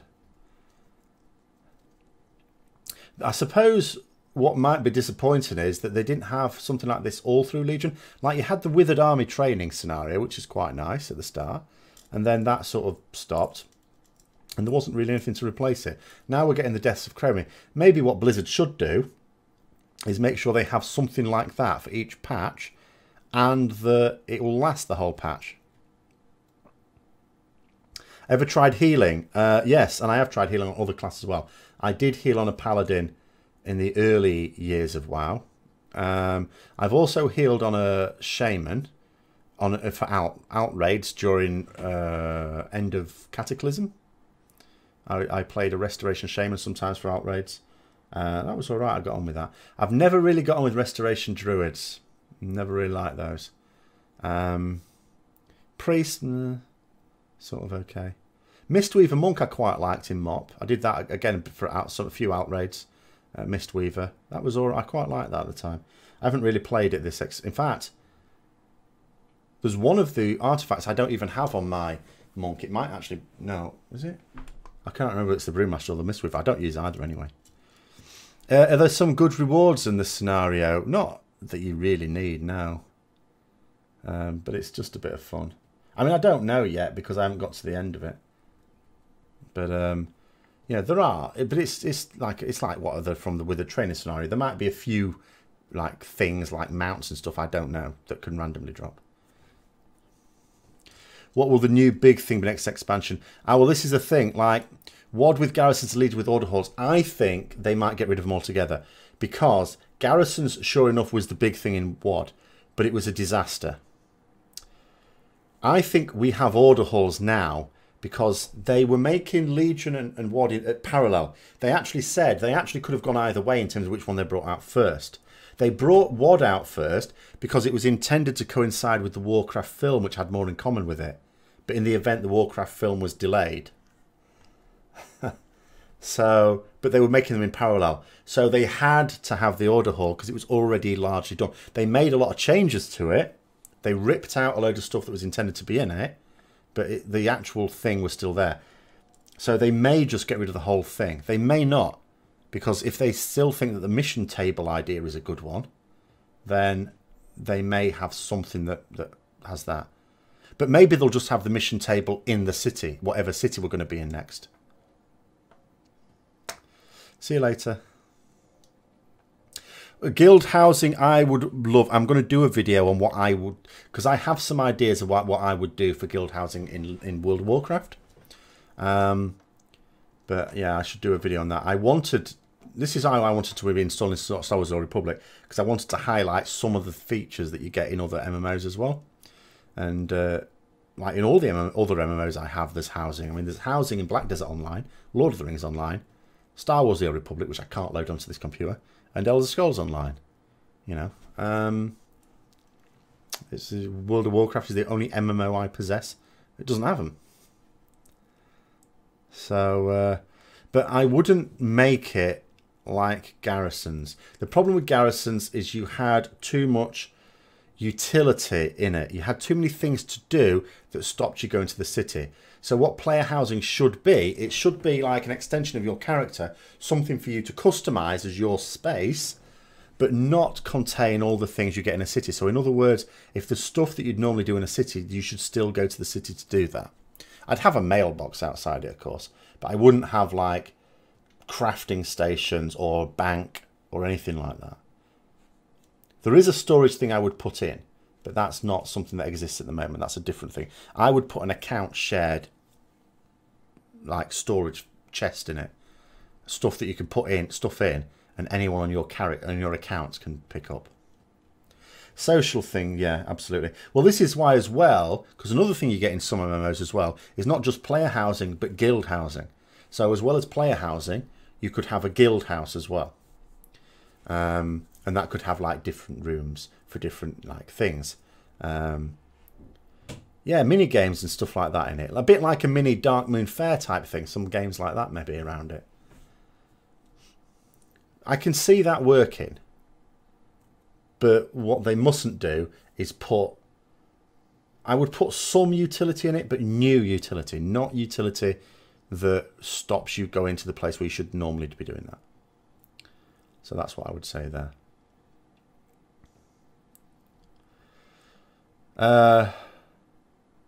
Well, yeah, I mean, that's another thing. See, I think there's so much you could do. If you just bring in stuff for housing, as you say, that you then want stuff to put in the house to customize it. So you could have trophies that drop from, so if you kill bosses, like at the moment, if you kill a boss and you get your cutting edge or your ahead of the curve, you know, you get that achievement, and you get, if you do the cutting edge, you get a title as well. Well, what if you get with ahead of the curve, not just an achievement, but you get a trophy, and then you can put that in your house, and then once you can't get the ahead of the curve anymore, then that trophy is gone. So you've just got that. Yeah, Lord of the Rings Online has trophies. That is good, but do it so that you can only get the trophies when it's current, so that way, you know, you're encouraged to do that. It's more than just an achievement and maybe a title. That would be better. And also, like you say, there'll be furniture and stuff like that, and even wallpaper to craft. So you could actually have some stuff to craft, or even just introduce content where you're doing it to get the materials needed for it. It doesn't have to be an actual profession. It could be an NPC that'll craft them for you if you bring them various things. And maybe those various things drop off bosses in Mythic Plus or in raids, for example. So we don't have to just rely on AP. We could have some cosmetic reason for doing those things. Oh yeah, I need a gnome dungeon. Yeah, absolutely. Absolutely. My gnome torture room. Yeah. Star Wars The Old Republic. Yeah, indeed. This is why I wanted to load Star Wars The Old Republic on, to highlight some things, because that does it pretty well as well. Even though I don't have much in my Star Wars The Old Republic house, sort of, so to speak, or my apartment as it really is, nonetheless, it gets the idea across about a few things you can put in. Did I like the Warcraft movie? I did like it. I absolutely did like it. Warcraft 2, like, I follow Duncan Jones as well, and he's constantly getting, he retweets, shameless self-publicist. Whenever anyone says something nice about the Warcraft film, he always retweets it. But the fact that people are seeing it for the first time and tweeting him how much they've enjoyed it when they didn't expect to. I mean, it's clearly going to get a sequel. I know it didn't do very well in America, but that's because Americans didn't get it. But it did very well elsewhere. It did stunningly well in China. Obviously, you know, in China, if you can get it shown in China, you're going to do fairly well, because they only allow something like 10 foreign films a year anyway. But nonetheless, it's still done better than any other Western film in China. So globally speaking, it has made enough money to absolutely warrant a sequel. When it will come and what it will be, I don't know. I mean, they won't do this. The story I would like to see is the Arthur story in film, because I think that would do well in America. Because when I was reading, because I couldn't understand why they didn't get on with it in North America, the film. And then I read some reviews and stuff like that, some really vitriolic ones. And I think I get it now. I think it's the orcs that's the problem. They see it as a knockoff of Lord of the Rings, which of course it is, because all fantasy games ultimately are knockoffs of Lord of the Rings, or Dungeons and Dragons, which itself took its inspiration from Lord of the Rings. But I think people just see it as a rip-off of Lord of the Rings. Whereas if you did the Arthur story, you wouldn't, because there's no orcs in there to worry about. But it would take a good couple of films to do that as well. And as I say, at the moment they're not going to, because they're going to do the humans versus orcs. They're going to carry that on.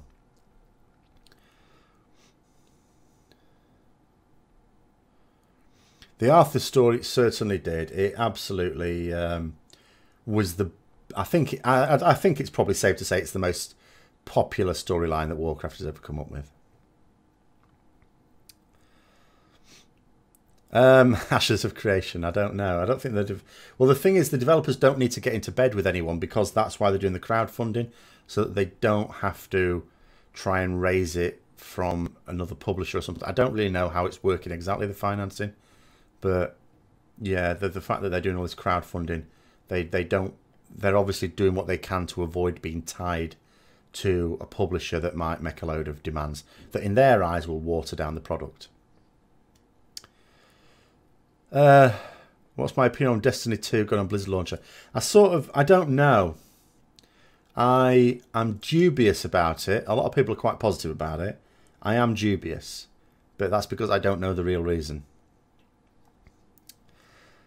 Well, in terms of the storyline, there's no end to how many Warcraft movies you could do, but there comes a point at which you are going to need to get success in North America to really establish a franchise. But that's what I said. As soon as they have to ditch the orcs to do that, because it's possible. I don't know. I haven't done the market research on it, but reading reviews, I think that's the issue. But I think the Arthur story would sort that out. The problem is the Arthur story is intrinsically linked with the Illidan story, so it's quite convoluted the way it all wraps around itself. So again, I don't know. Maybe they have to have a lead up to it with Archimonde's attack on Azeroth first. Netflix Warcraft series. Could they do that? I know television programs get a ridiculous amount of money now. I know the budgets are sky high. Again, the problem is though, only the USA has the money to do these things, and they didn't like it as a nation. So it's not going to happen, is it? Only the USA has the money. Even when sometimes you get top budget ones made in Britain, it's usually a joint venture between like HBO or someone like that and the BBC or Channel 4. So there's always American money involved with these sort of big budget television programs. How many raid hours did I spend on Gul'dan before the kill? I don't know.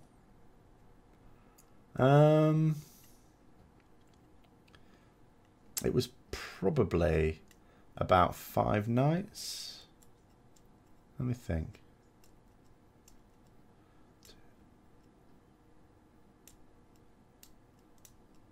Yeah, it's 5 nights.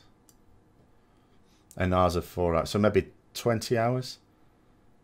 Give or take, obviously, a little bit, or take off a little bit for breaks and stuff like that. That's what I think it was. Well, that's the same with any television program, hit and miss, you know, because sometimes it is difficult to know. Like, because sometimes as well, it's quite well known when you're spending a lot of money on either a film or television program, that studio executives are a bit cautious. They don't like... It's very difficult to get a genuinely new idea out. But the problem then is if you're bringing something out, like you bring out Witcher because, oh, Game of Thrones is really popular. This is a similar sort of thing. Great. But if the viewing public see it as a similar sort of thing, then it's not going to be popular because it's like, well, you know, you're not giving us anything new. You'd like to learn more about WoW lore? Do you know of any videos or channels that would be good? Yeah. Yes, unsurprisingly, I do. Nobble is the one you want to check out for lore videos on YouTube. There are other actual lore masters, but Nobble is absolutely the king of them. I am using Windows 10. I am going to try fiddling with some things in summer. It's fine now. I can play the game. It's all right. But yeah. What do you think of it if Warcraft movies are made 100% in China? They wouldn't. Chinese wouldn't. Like, the Chinese fund films that support Chinese culture. They're very much like France in a way, only they're more protectionist. You know, they only really support films that promote the culture of that country. World of Warcraft doesn't do that, really. Love the interaction of Lich King in that expansion. You saw him as you leveled, saw him running dungeons. Yeah, I mean, that was... story. I mean, obviously I missed most of Wrath because I stopped playing just before Ulduar came out because I was so annoyed with it. But I did all the leveling content, of course, during the beta as well as during live, and the storyline was pretty good in that as well. I mean, my concern with Wrath when it was coming out as well, when I was playing it on the beta, was the issue that I thought the storyline's getting a bit too epic now. It's like when you start off playing World of Warcraft, you're sort of finding evidence, like in Alderman and places like that the Titans existed, but you don't really know they're like mythical creatures. And then you go to Northrend and you've got Titan constructs walking along the roads, Titan buildings, and you've got the Lich King storyline going to be concluded. Illidan's storyline was already concluded in TBC. I was thinking, after Wrath, what have we got? What have we got?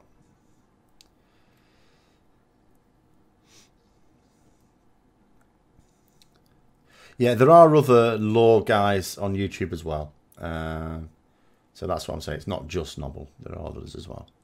But he is the king. That's not to say necessarily the best. I think he is. But, you know, that might be a personal preference. Hi, Sammy Fury. It's going quite well.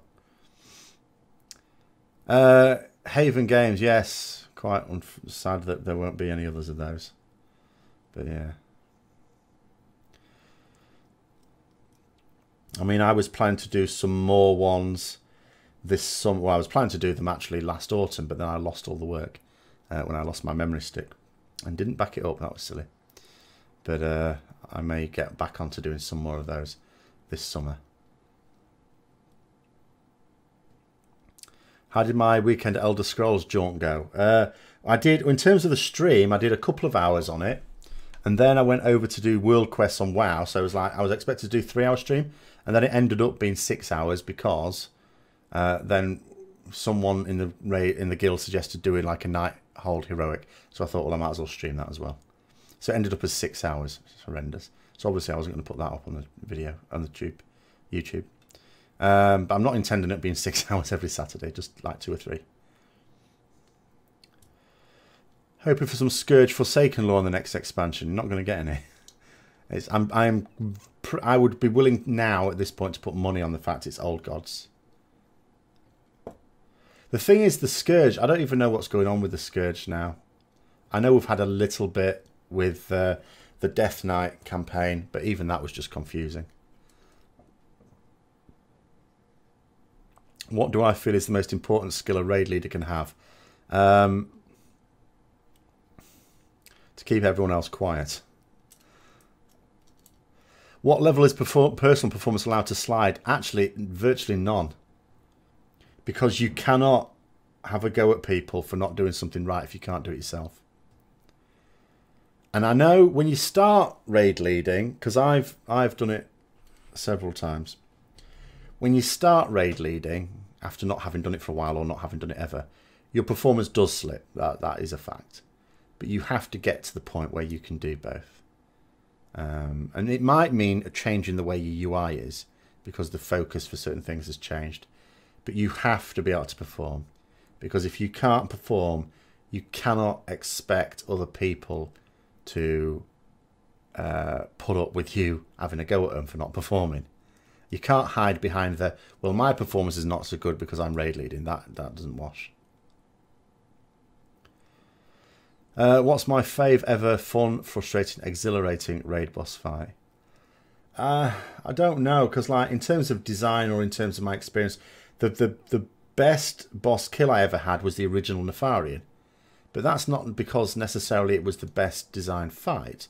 Just that it was the only end of tier fight, and it's quite sad that it was the second, where I felt that we killed it before we should have done. Like, we punched above our weight on that one.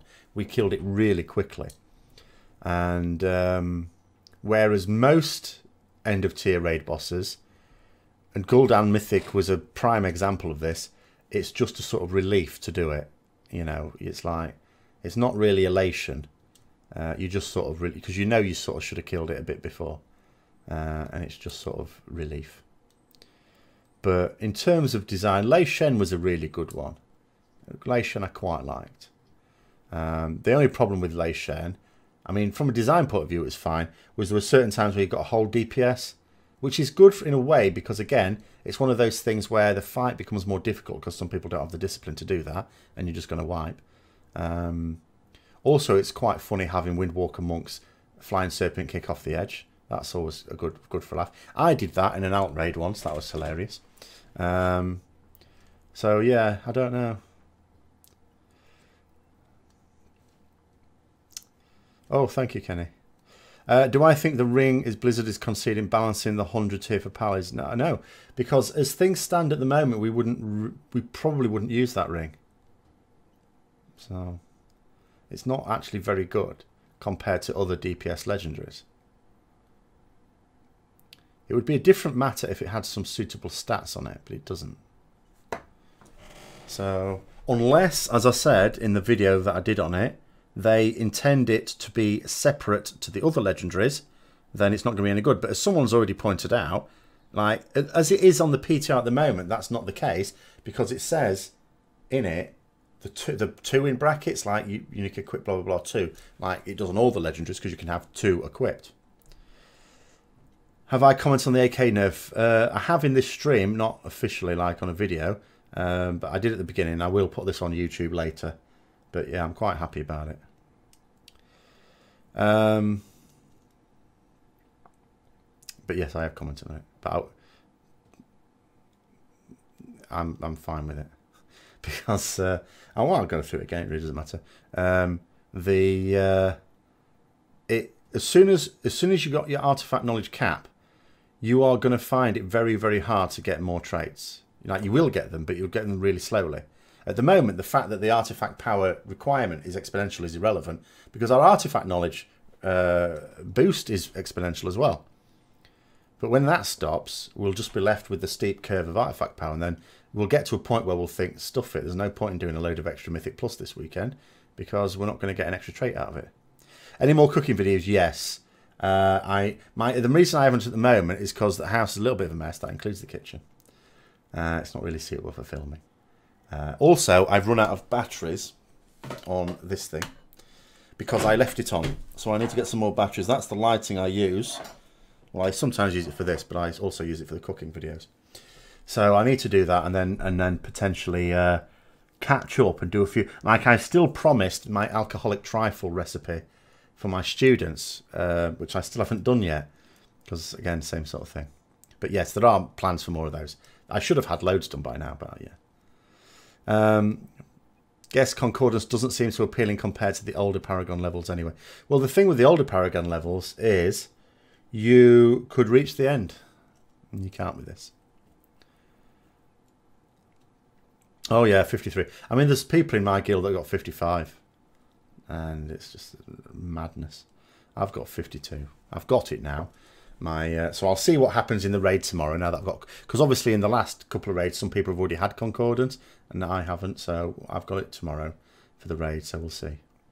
Although how many fights I get in, we've got a few trials who've just joined us. So I might end up sitting out. I'm not going to be like mean and try and get myself into raids where I know I don't need the gear, but I'll get a few fights in. You like the change because now you don't feel pressure to grind Order Hall resources. Well, Order Hall resources, blimey. I've for weeks now had an excess of those. I've got nothing to spend them on. Apart from each week, 3,000 on seals. And they send them on missions. But you keep earning Order resources at a higher rate than you can spend. Well, at least an equal rate to what you can spend them on. I've got about 30,000 Order resources and nothing to spend them on. Shame you can't get like nether shards or something on them. Well, the thing with your arts is you probably also, the same reason you got lots of Order resources, you probably also got lots of Bloods of Sargeras. So you could at least, I mean, I keep forgetting to do this. So my arts are really behind. But you can just get, with Bloods of Sargeras, some Order resources. Like, 1 blood is like 200 Order resources. So if you spend 5 bloods, that's 2 artifact knowledge cost things. So I would just use me personally, I would just use that. But I keep forgetting. I should just do that every Friday. Just put a few bloods down, get some order resources, send it off to one of my alts, and then they can keep up with their artifact knowledge, just in case I eventually decide to play on them. But yeah, they're getting behind now because I keep forgetting to. I don't have the time to play on them, and as a result, I do have the time obviously to go onto them and just put my artifact knowledge on, but I just forget. Although if what someone said earlier in the stream is correct, I haven't really read the Blizzard thing yet. If when we get to the 40 artifact knowledge, we can also buy a codex for 40 and not 35 as would normally be the case, then maybe I won't care. Maybe I'll just wait till I get to 40 and then just buy them all a 40 tome. Order hall maintenance. Oh yeah, the app's brilliant for that. I mean, I don't use it so much now because again, I'm not really doing stuff on my alts. But when I was, I could do it at lunchtime at work. You know, that was pretty good. As Jewel Crafter. I sort of feel that maybe there's something else that Jewel Crafter should do. Because, like, sockets is there. I think they like the way sockets are now. But I can understand from a Jewel Crafter's point of view, it's very rare you need to buy a new gem. But then it's also very rare you need to buy a new enchant. So, you know. Hope they introduce order resources vendor or something. So do I. I don't think one is imminent because the last thing they said on it, which was quite recent, was they're okay with a particular currency, you having a glut of it and not having anything to spend it on. That basically suggests they're not actually working on that.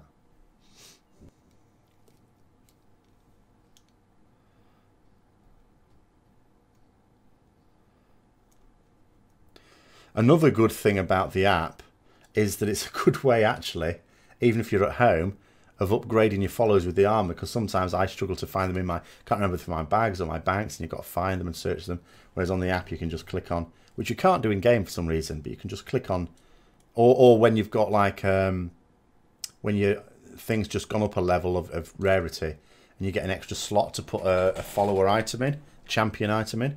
Again, on the app, you can just click on the box and it'll just give you a list of things that you could put into that slot.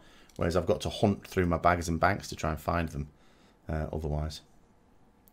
So the app is actually really good for it's better than the game for managing that sort of thing, in actual fact. Which is a bit silly. I don't, you know, it should. I don't understand why there are features on the app that are not in game.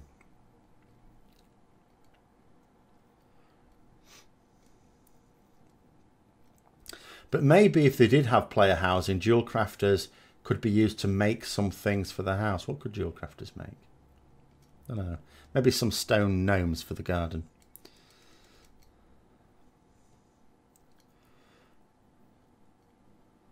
On the path to finishing the big WoW fights. Then you have to wonder what's going to come next. Most professions are almost redundant, I would say. You know, enchanting, I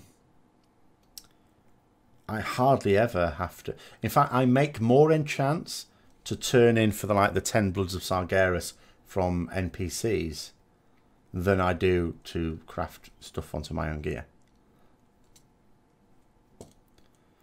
Because there's only so many pieces of gear have these, and you don't replace them very often.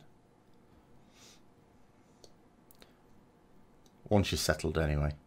But yeah, some are certainly largely redundant. I mean, there's some professions that are always going to be in high demand. Like if you're going to make money, alchemy is always going to be a good one because people will always need consumables. So cooking and alchemy are always going to be good. You could argue inscription with the Vantage. I mean, I think the Vantage runes came in largely to give scribes a purpose. And Dark Moon Fair cards sort of the potential seller if you get lucky.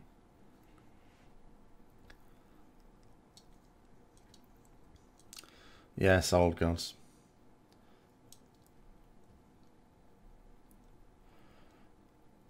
Well, we can't just keep fighting the Legion all the time. It gets silly. Like, the idea with the Legion is you defeat them and then they don't come back for 1,000 years. Well, we keep fighting. They keep coming back every couple of years for us. Well, yeah, I don't use the professions for making gold. I mean, it's one of these things. Probably a lot of people don't do that, and because of that, it is good for making gold. By definition, if everyone used professions, then it probably would not be good for making gold, because everyone would just make their own stuff. Tailoring bags. I haven't really had to do that in this expansion because we don't have a bigger bag. We just have a decent sized bag that's relatively straightforward to craft. So I haven't actually even leveled up any of my tailors. You know, the alchemist I was talking about, that I rank 3s in those patterns that I make a lot of myself, has tailoring as well, but I haven't leveled up the tailoring because I haven't really seen a use for it. Have herbs been more scarce in Legion? No, I don't think so. Because I have someone who's a miner and herbalist, I almost never use them because I just find it more convenient to buy it on the auction house. But hi Nazric. But I don't think they're rarer than they used to be. I think it's just that now you only have one type of herb really per zone. So maybe it sort of seems like that. Do I play any other Blizzard games? Not really. I have occasionally played Diablo 3, but not only really to finish the story, not really to do much after it. But no, I'm not into like StarCraft or Overwatch. I've not even tried Overwatch, not into MOBAs. The Heroes of the Storm, I played a bit in like early beta and didn't get on with it. And it's not that it's a bad game, it's just not my sort of thing anymore. It's one of those games where I think 20 years ago I'd have got into, but not at the moment. And Hearthstone I never tried. Like with Hearthstone, actually I was going to. I put myself down for the beta for it, and then because I was going to have a summer where I wasn't going to do a lot, and I didn't get in. And then I got into the beta at a time when I was actually really busy with everything else, so then I didn't bother. And then when the game came out, I thought, well, I can't be arsed now. With BOS, hang on, hold on.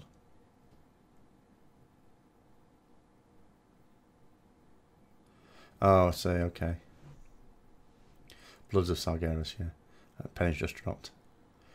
Well, again, yeah. I mean, I don't use professions for making gold.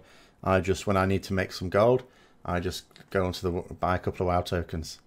420,000 gold, please. Thank you very much. Have I always made my pala? Yes and no. I have. Now, there was a period of time, as I say, when I left the game. Now, I left the game at the end of Wrath. And what happened then? I was playing like Lord of the Rings Online and Warhammer Online. And then my graphics card melted. And it melted at a time when actually I was a bit strapped for cash. So I couldn't get a good one. I could get a new one, but a very cheap one. And all of a sudden then, Warhammer Online was not running at all well on it. It was a really bad game unless you had a good computer. And also, Lord of the Rings Online had lost its appeal for me.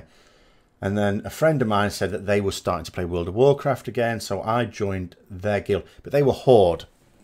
So I wasn't going to transfer my character. Again, a bit short on cash. So I leveled up another character. But to get into the raiding, it was a very casual raiding, very scrub guild. So to get into raiding quickly, I actually leveled up a Death Knight first. So I was raiding on the Death Knight before I got the Paladin ready. So technically there was a small period of time where on a very casual basis I raided on a Death Knight. But generally speaking it has been a Paladin. And when I've played seriously it's been the specific Paladin that I'm on now.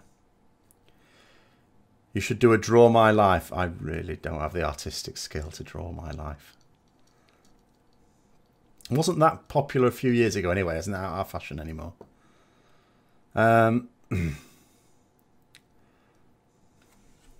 Why do we still get 4-slot bags dropping for new? Yeah, I know. It's madness. The other thing is the backpack as well. I think because they said for very many years our backpack's still 16 slots, which is really annoying that they can't get it to scale. Because a lot of the people that worked on World of Warcraft don't work at Blizzard anymore. Because when World of Warcraft was being brought into being, it was such a huge project and Blizzard had never done anything like it before. They had to draft in people that were working on other games. So they got all these people and obviously they cut a lot of corners to get it done. So the bottom line was they didn't feel that they could change the size of the backpack without breaking the whole game. I think the last thing they said about it is they may be able to. So maybe we will see a time when actually our backpack scales for the expansion as well. So we get more from that. Trump did it last year. Well, he's a trendsetter, isn't he?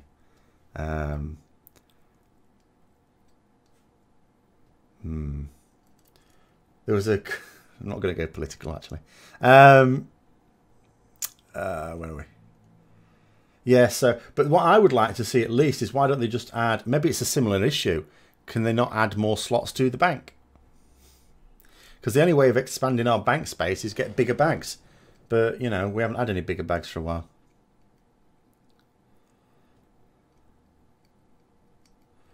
I don't...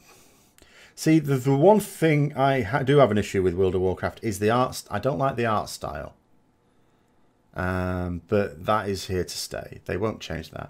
If they did a World of Warcraft 2, maybe they would. But I really don't like the art style, that cartoony style.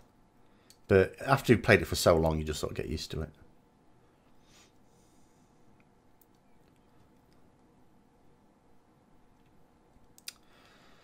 Which, if any, WoW players or sources do I follow regularly? There are several that I follow. There's none where I watch all their content. But in terms of, like, the ones where I will probably watch some stuff now and then, there are a few. Like Balula, Preach, Asmongold, Nobble. Lazy Peon occasionally still does the old bit of World of Warcraft stuff. I quite like him.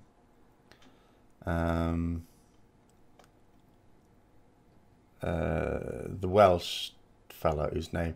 I always remember his character name, Mafanwe, because that's easy to remember. And then always forget his YouTube name, along with his partner. Towley, no. PvPers, not really. Not so much. I don't... And again, a lot of some of these players, like I don't follow them on stream. I don't watch streams. Like, yeah, Asmongold is always a good for a laugh. Tillison, yeah, but I just say Mafanwe because it's such an easy. Like the character name is so much easier to remember because it's an actual name. Quinn, no, again he just streams really, and just nicks other people's content. So. That actually upset me a little bit about Balula because I used to quite like him, and then he nicked some like in my last guild there was an enhancement shaman who's like basically the top enhancement shaman in terms of performance, but as well as theory crafter, and Balula had basically ripped off his enhancement shaman guide for Legion, and that's naughty. Shouldn't be doing that. Again, Swift is really PvP. I have no interest in PvP in this game.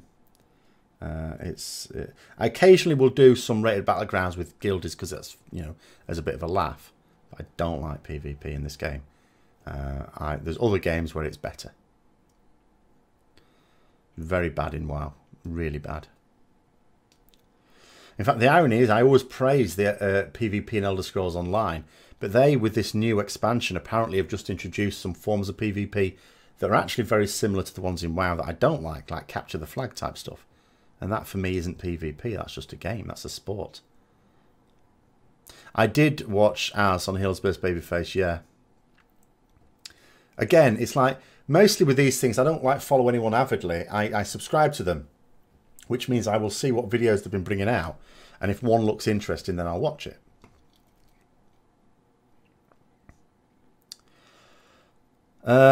What kind of DPS setup to use on Gul'dan Mythic?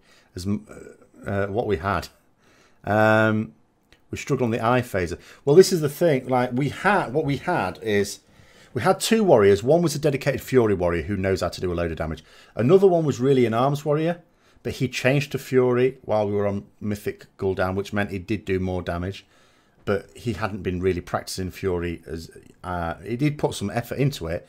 But obviously he was more of an arms warrior, so he wasn't as skilled. And when the Fury warrior left to go on holiday, I think quite a few people thought, certainly the raid leader thought we would struggle on the eyes because he was beast in the eyes. But in actual fact, we were fine. We replaced him with a Shadow Priest. The Shadow Priest did no damage to the eyes. But just because we still had a warrior, and we still had 2 Retribution Paladins and a Demon Hunter, you know, so our DPS on the eyes was fine. But what we had in the actual kill, so we had 1 warrior, 2 Ret Paladins, an Enhancement Shaman, 2 rogues, which is really useful for soaking as well in phase 2. Feral Druid, Demon Hunter. So like 8 melee. And then we also had 2 mages, Balanced Druid for range, 2... Do we have 2 hunters or 1 hunter? I think it was 1 hunter. Shadow Priest. Yeah, that sounds right. And then 4 healers and 2 tanks. Have I ever thought about doing a podcast with other WoW YouTubers? Yeah, sort of. But I don't think I'll get very far if I just randomly message them and said, hey, do you want to do a podcast together? And I have no idea what on. I did actually send a message to someone to do like an interview of, not a YouTuber, but someone like a serious raider. But they haven't got back to me yet. They may not want to do it. That's fine. What do I hope will be different in Tomb Mythic compared to Nighthold? I'm quite happy with Mythic Nighthold. The only thing I hope that will be different in Tomb Mythic is we'll finish it quicker. There's 13 bosses, but you know, in terms of world ranks, I hope we gain some more. We should. I think everyone in the guild is quite happy that we've got a stronger roster now than we did then, but we still haven't got everything that we want. But we have got a stronger roster. Hopefully we've also got some more people, because this always helps, who will be vocal about ideas for it instead of just sitting back being passive. 2 balance druids. Of course it was 2 balance druids, I remember. Yeah, hold on, that doesn't add up then. I've got something wrong. Because I added it up to be 14 DPS without the second balance druid. Which isn't right, because we had 2 tanks and 4 healers. I've made... I don't know, I can't remember. I've put credits at the end of the kill video. It's on there. As a warlock, you're getting benched on Gul'dan. Bit embarrassing. Why? Because we need more DPS on eyes. Well, what have you got in terms of, like, how many warriors, Retribution Paladins and Demon Hunters do you have? Because they're the ones who are going to blow the eyes up. You have 2 locks, it really doesn't matter. Locks are useful for gateways, if nothing else. And summoning. Although you only need 1 to summon. But gateways are nice. Surely gateways would help out. We didn't have any of those. And I'm pretty sure they would have been bloody useful. Except when you click them accidentally. Well, not unless they've added it in the last couple of days. Well, I don't know how to get it anyway. You certainly couldn't get it off the vendor when I tried it at the weekend. No, lock cookies. No, bad. Healing potions do more healing. We do not allow people to use Warlock health stones. I think maybe our Guardian Druid would be allowed, in theory. Maybe. And obviously, I suppose, the Warlock themselves. But generally speaking, healing potions do more healing, so you should use those.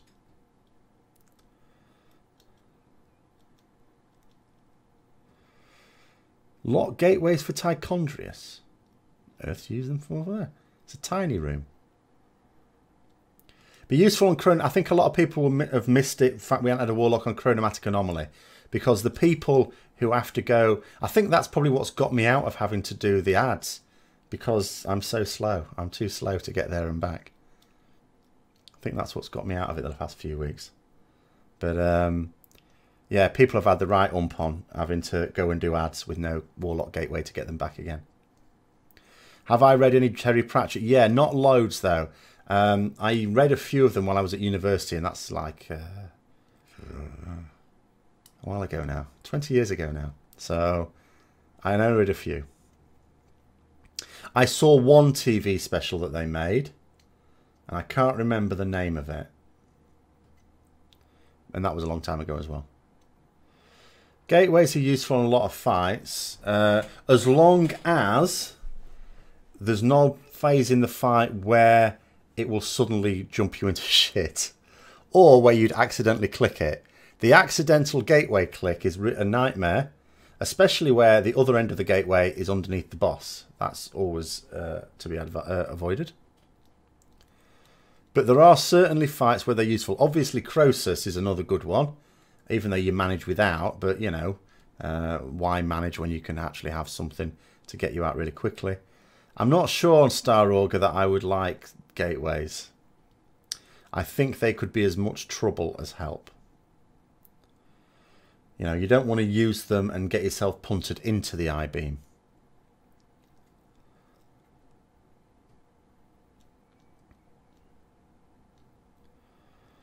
No, I mean, most of the fights I can't really see much use. I mean, Chronomatic Anomaly, yes, fine.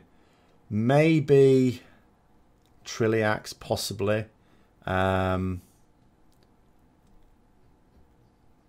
What's next? Croesus, certainly. Allurial, no. Tichondrius, I don't really see it on Tichondrius, what the benefit is. Again, I can just see it going wrong and blowing up Brands of Argus. Botanist, I can't see the benefit. Can't see the benefit on Star Augur. Elisand, maybe. And Gul'dan, definitely. If you don't have any rogues, what class do you think is second for Soaking Souls? I was okay. Oh, I don't know what the healers thought. I sort of felt okay, because if worse came to worse, my bubble would pop. So it was alright. It wasn't nice, though. So I suppose Paladins are okay at it. Demon Hunters, I suppose, similar thing. Sort of okay, but, you know, I mean, Rogues are just way ahead of anyone else for that job.